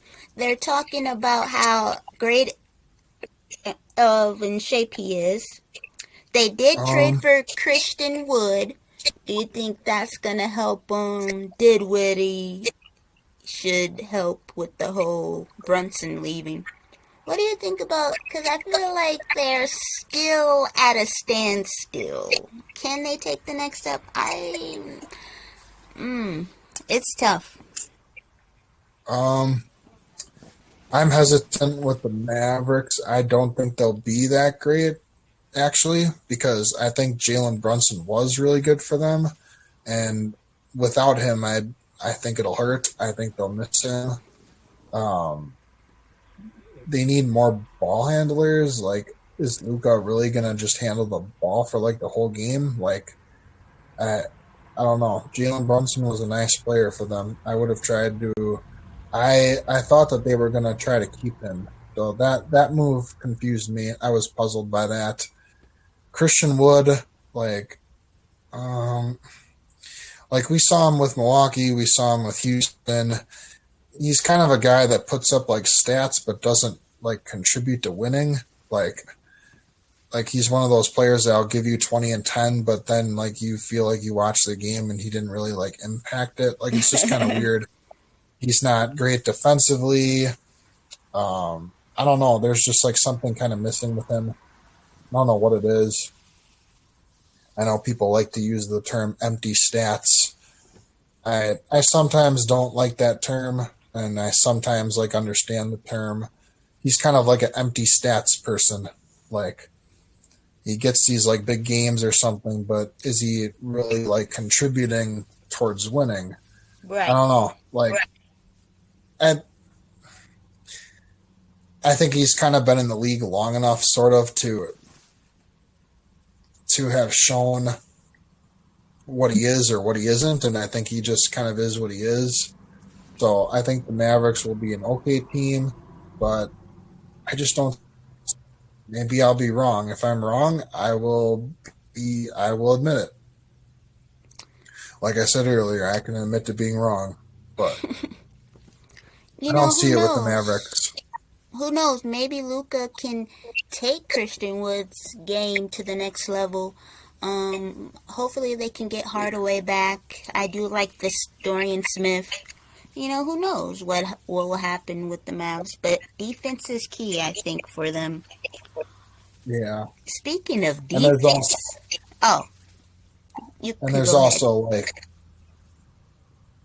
uh, yeah, I'll say it. Like I feel like there's always on every team that Jason Kidd has coached, the Nets, then he coached the Bucks, now he coached the Mavericks last year.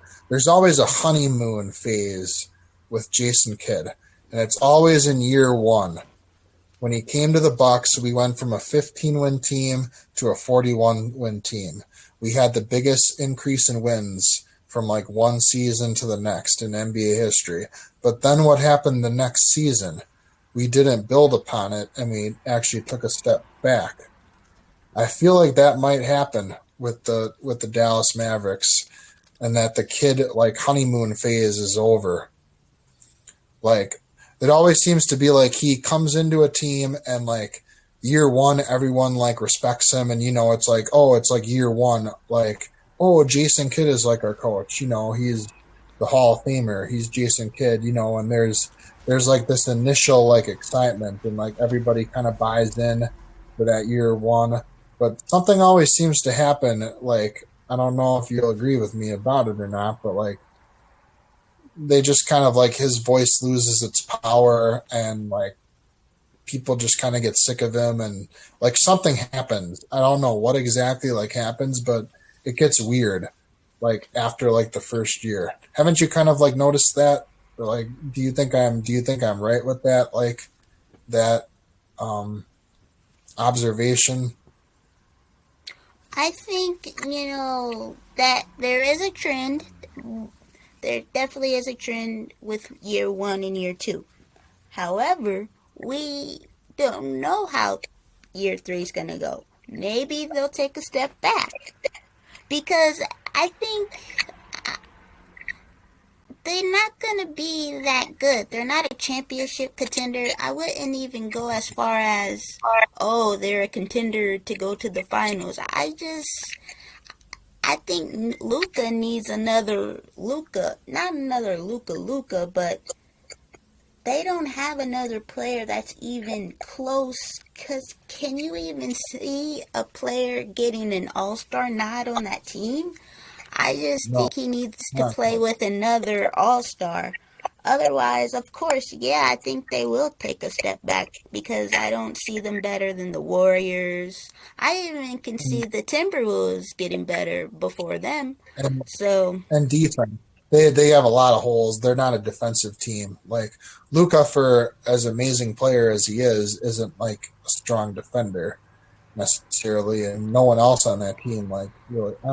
I take it back. Finney Smith can like play defense, but no one else really after that. they do have a So young player, but I forgot his name. Josh Green, Yeah, I heard he's supposed to be good at defense. maybe, but yeah, I just think. I mean, having one or two defenders on a team isn't enough. Right. You need more. So I just think they're kind of weak defensively. So I think the Mavericks will take a step back this year. If I'm wrong, I will admit to it later. We can revisit. Gee, was Kyle right or wrong? Uh, But that's what I think. big trade that happened was the Rudy Gobert trade. He was traded to the Timberwolves. Do you think Rudy Gobert and Towns will fit? And do you think the Gobert trade is gonna push them to another level?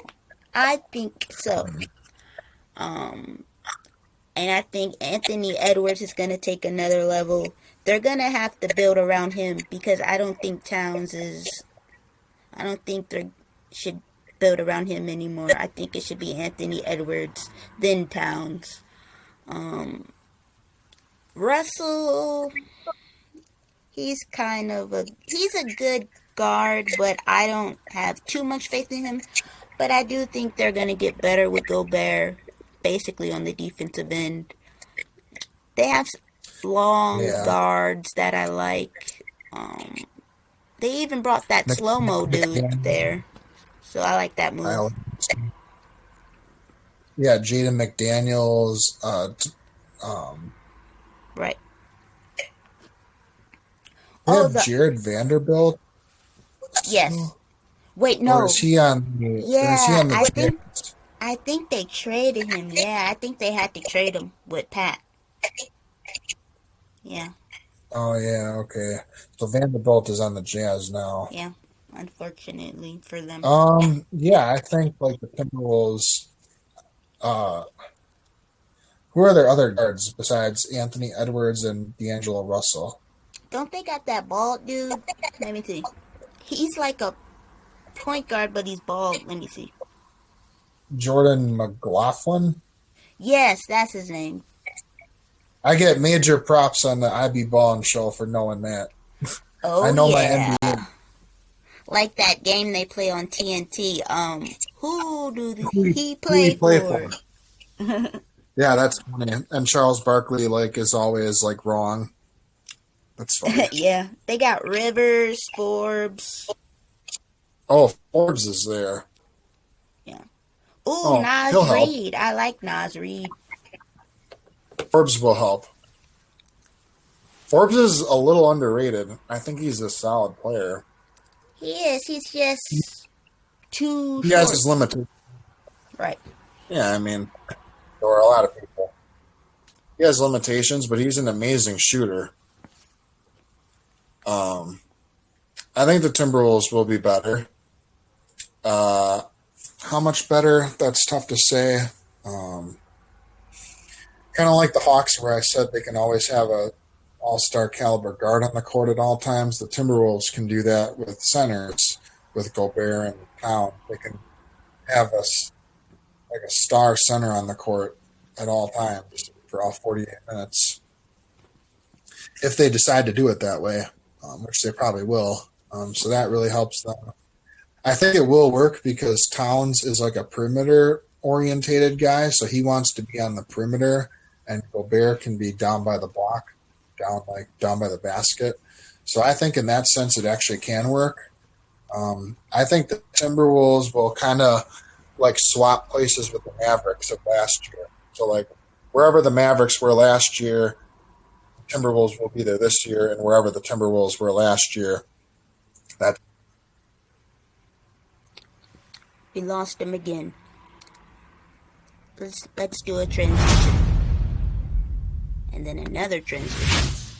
Whoa. Nice.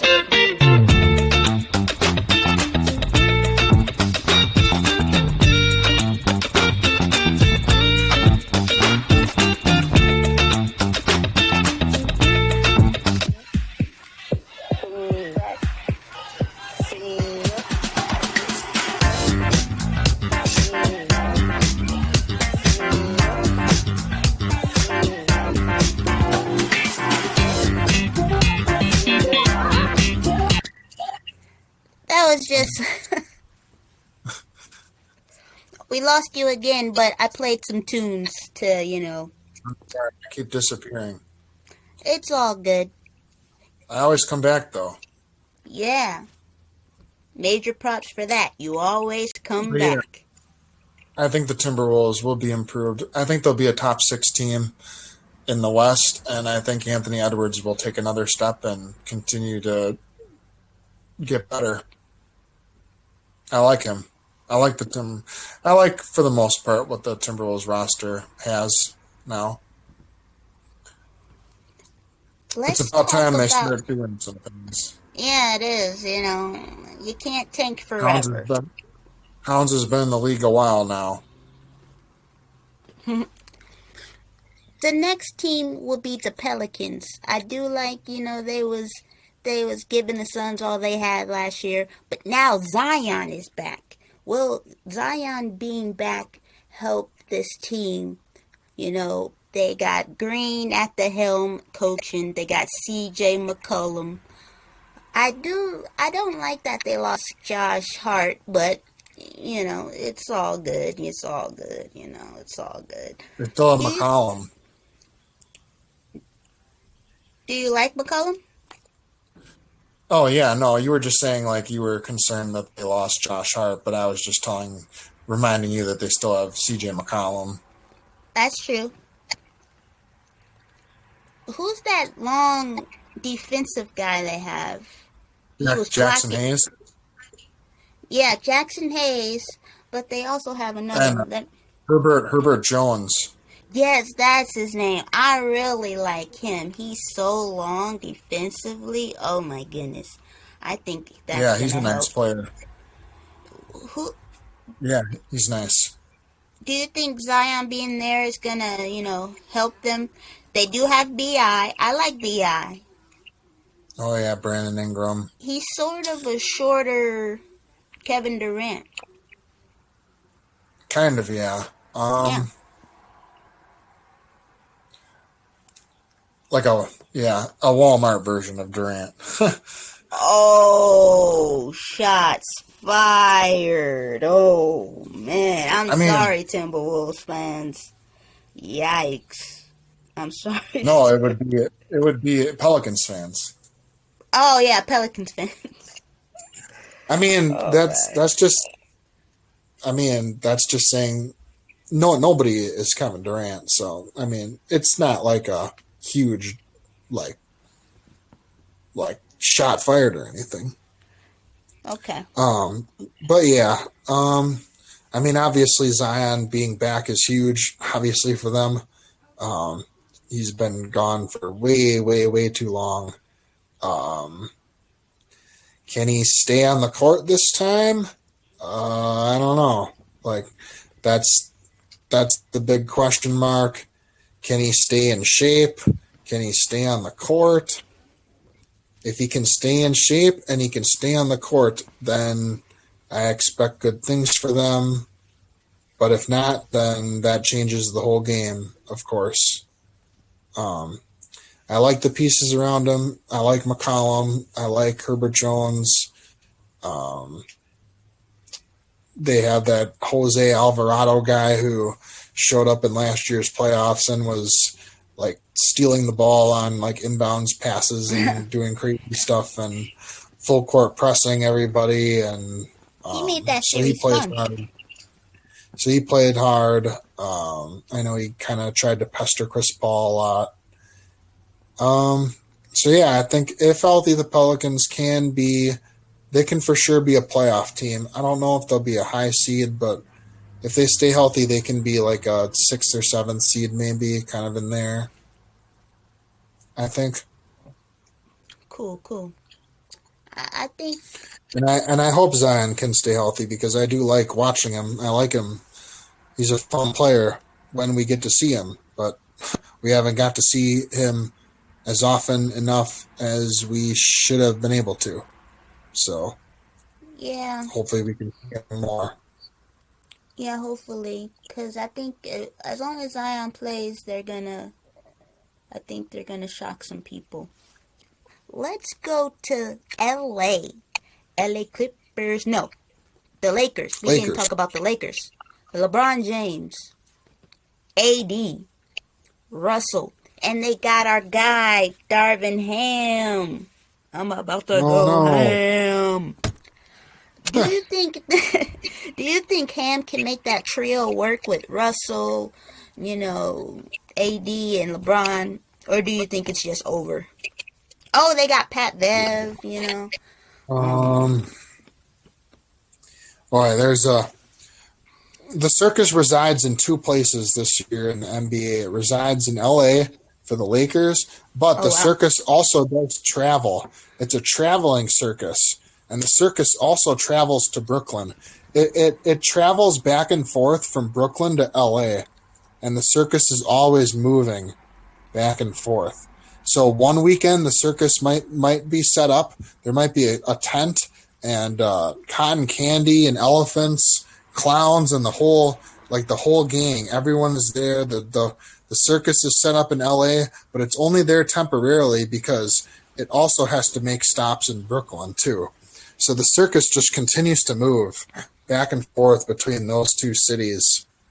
And I say that because the Lakers have to solve like the drama and just the weird situation with like Russell Westbrook. Like, I don't know if you've looked at their team lately, Ashley, but they have like 7 guards. They have like Austin Reeves, Patrick Beverly, Russell Westbrook, Dennis Schroeder. Dennis Schroeder. I swear they have somebody else even on top of that. Lonnie Walker. Lonnie Walker. Like, what? Are you just gonna have like a team of like 70% of their roster right now is like a guard? Like that doesn't work. Who's gonna be the odd man out? And if Russell Westbrook is a future Hall of Famer, he thinks that he deserves his minutes, and like he's gonna expect at least 30 minutes a game. So like, what is that? That doesn't make sense to me. Where does Patrick Beverley play? Is Patrick Beverley going to be a shooting guard? Like, he's kind of small for that. Westbrook is not a shooting guard. Westbrook's a point guard. Beverley, to me, is not a shooting guard. He's a point guard. Dennis Schroeder is pretty clearly a point guard.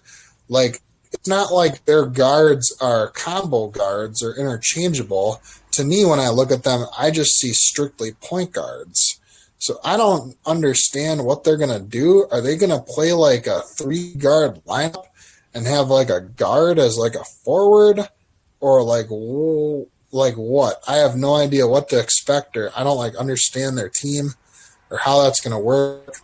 I guess like the latest reports are kind of saying that they're going to play Westbrook to start the year and like try to build up some trade value, and then like quickly try to trade him. And like, I guess the Pacers have been in talks with them about Buddy Hield and Miles Turner. Maybe that is like a trade, Westbrook to Indiana or something. So is that like the plan that's going on? Because like, I can't see Westbrook and Beverly really playing together. Also weird as heck because those two dudes hate each other with a passion. And I'm not really sure if that's going to work because of that. I know they say like they're best of friends now and all that stuff, but does anyone really believe that? I don't believe any of that nonsense. I think that's just lip service for the media.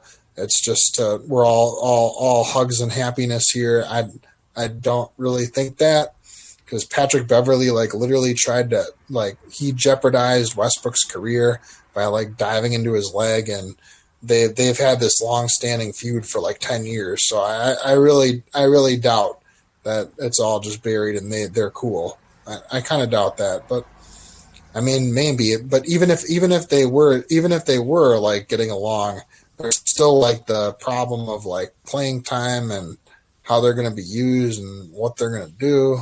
Like, and LeBron doesn't seem like he would on to have the patience for that whole circus to like unfold. So he's going to want that situation like resolved pretty quickly. So I don't know if they're going to trade Westbrook like early in the season or what. I don't know what to like expect from the Lakers. I don't really understand them. I don't understand like what their plans are. Dennis Schroeder also, like he's been around he was in the Giannis, he was drafted in the year that Giannis was, 2013 draft. He's been around. He gets playing time on like teams. He gets 20, 25 minutes usually on like teams that he's been on. So where do the minutes like come for him? Like, it seems like there's a minutes problem and like a role problem, like with just all those guards. Like I don't really understand it. Austin Reeves had like a solid year. I guess he would be like the odd man out. I guess he probably like isn't going to play. But is that really the right decision? Because he's a young guy. I mean, don't you want to like? He's a young guy who showed some things last year. Don't you want to like continue to let him like show that, or are you just going to bury him and like never play him? It seems weird. Wouldn't you agree, Ashley? Doesn't like the whole thing just seem weird? Seems like a circus. It's kind of like when the Knicks had a bunch of power forwards. It's kind of like that, except it's with guards now. And Ashley, I must ask you a follow-up question now because you said that. How did it turn out for the New York Knicks? It didn't turn out very well. Exactly. Sound the alarms. anytime you're referencing the Knicks and doing something, it's probably bad.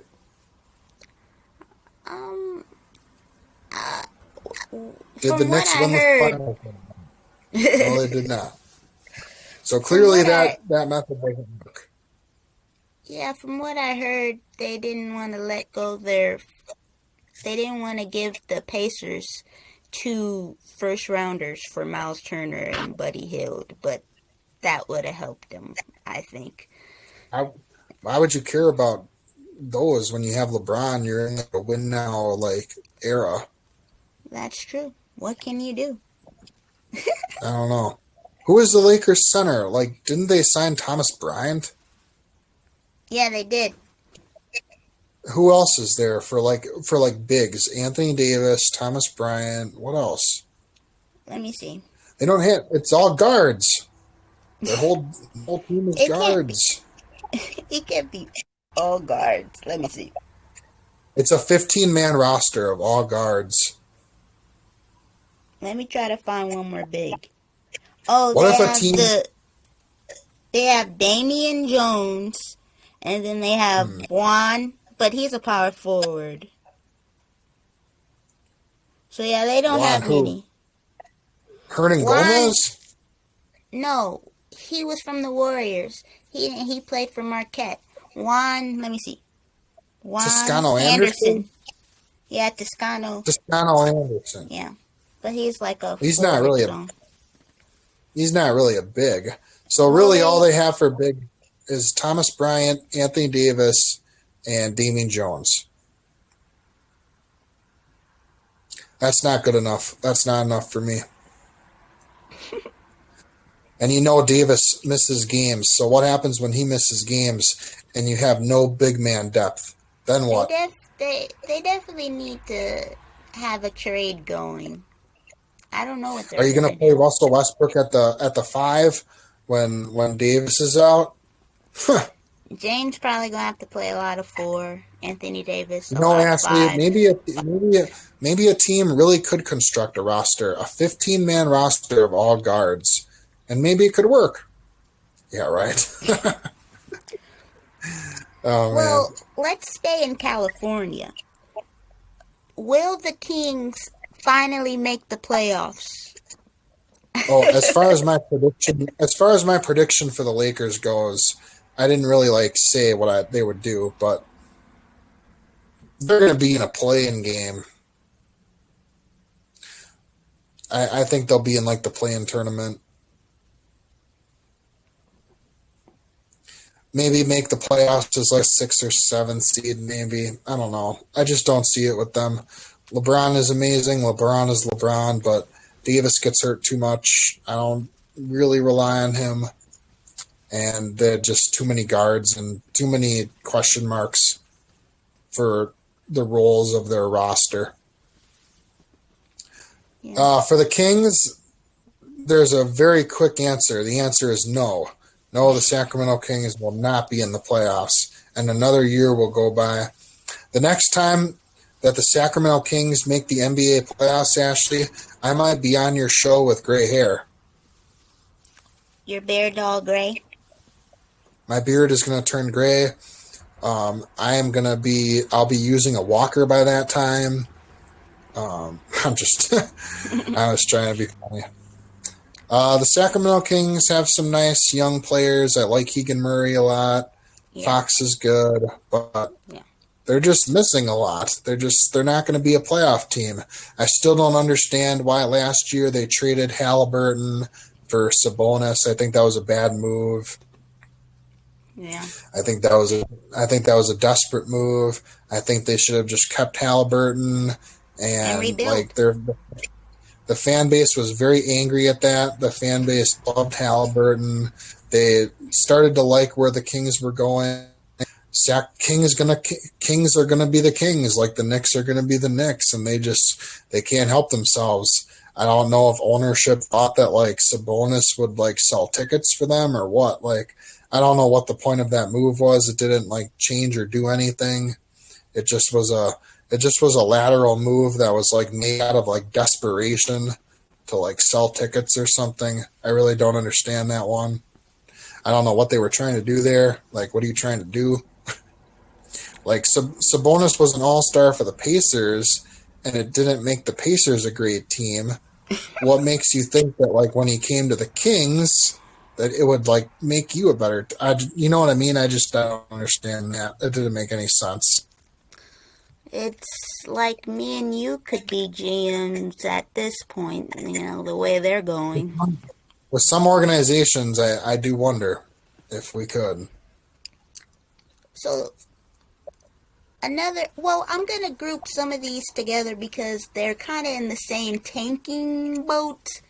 The Spurs, I know they're tanking. Oh, yeah. I saw him play, like, on ESPN, like, maybe 2 weeks ago.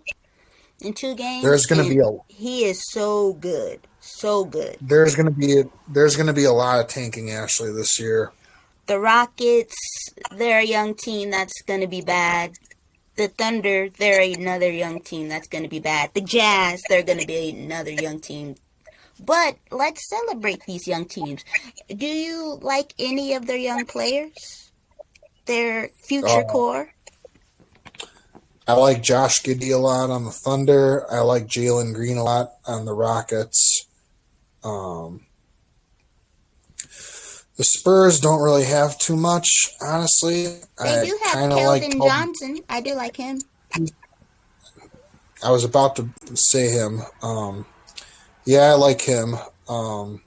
He's not quite at the level of some of those other guys, though. But he is good. He is nice.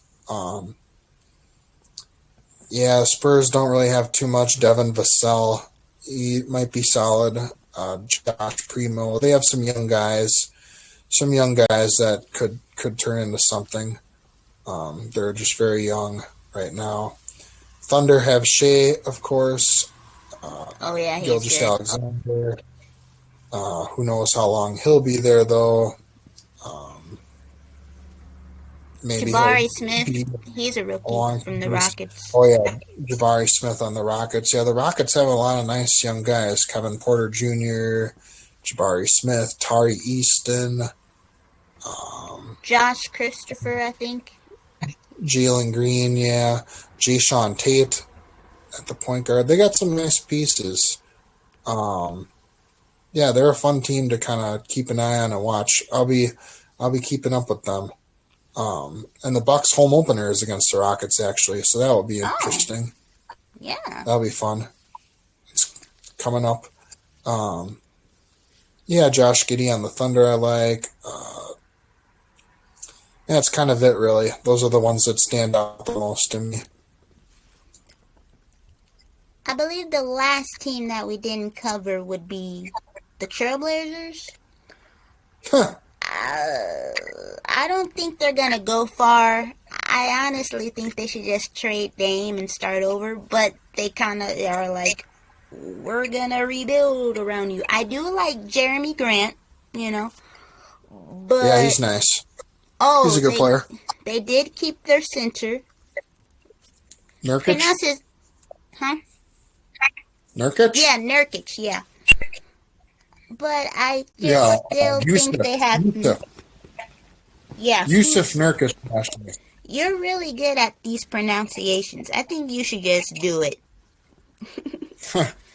Well, thanks, Ashley. Where do you see them going? They do have some young players, but... I see them... I see them going around the hamster wheel. And you know what I mean by that is if you sit and you watch a hamster run all night long on the wheel, you'll notice that the hamster doesn't actually go anywhere. The wheel is just treading in place. And it's not going anywhere.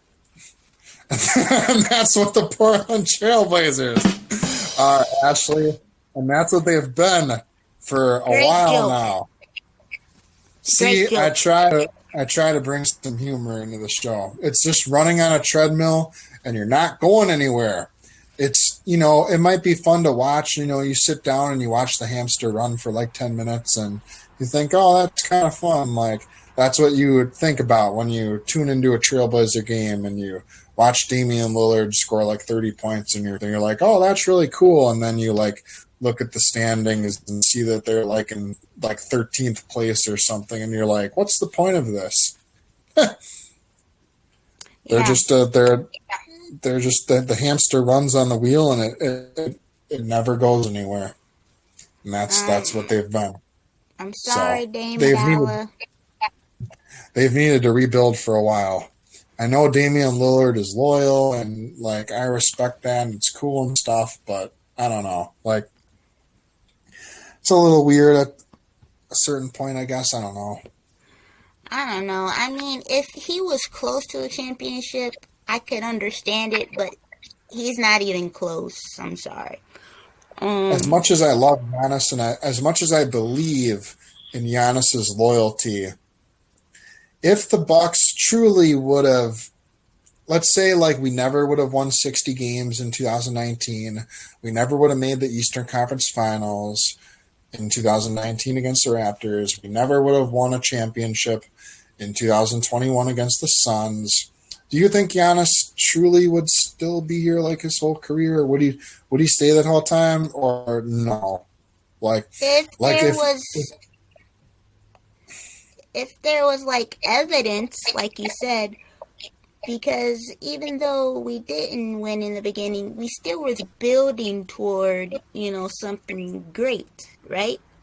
I would just say let's say Jason Kidd is the Bucks coach, and like we are like the 7th seed or 8th seed for like the next for like the last 3 years and like maybe the next like 3 years in the future. Would Giannis really want to stay for that or no? I would probably say no then at that point. Like then it would be different. But,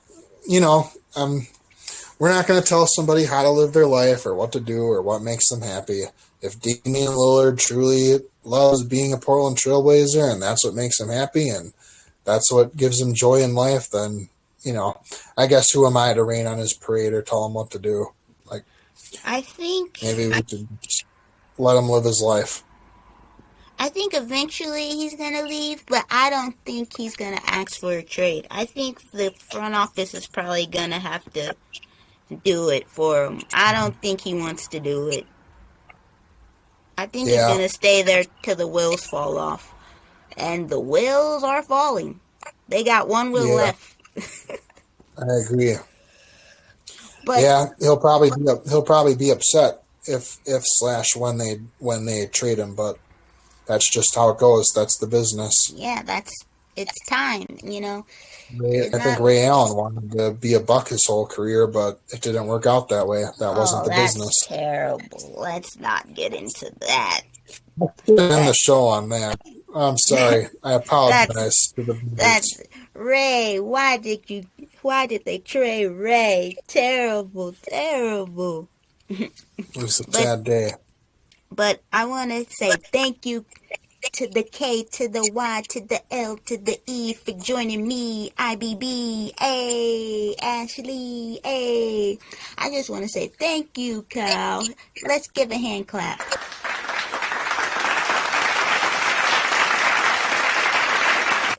Thank you, Kyle, for joining me on the NBA preview of this season, 2022-23, y'all. Absolutely. Thanks for having me, and I'm super glad that basketball is returning soon, and I can't wait for it all. Go Bucks. Go Bucks. We're going to be champs again. I guarantee. I hope so. Like Barkley. I just enjoy every game and every moment that we can watch Giannis play here and enjoy and appreciate the fact that one of, if not the best, basketball players in the world wants to be in Milwaukee and play for my favorite team. So I just enjoy that and try to have perspective about life and just enjoy that every chance you can. Yeah. Thank you, Cal, for joining me. And I love watching Giannis too. It's a gift. It's a privilege every time we watch him. We are truly blessed. Amen. We are.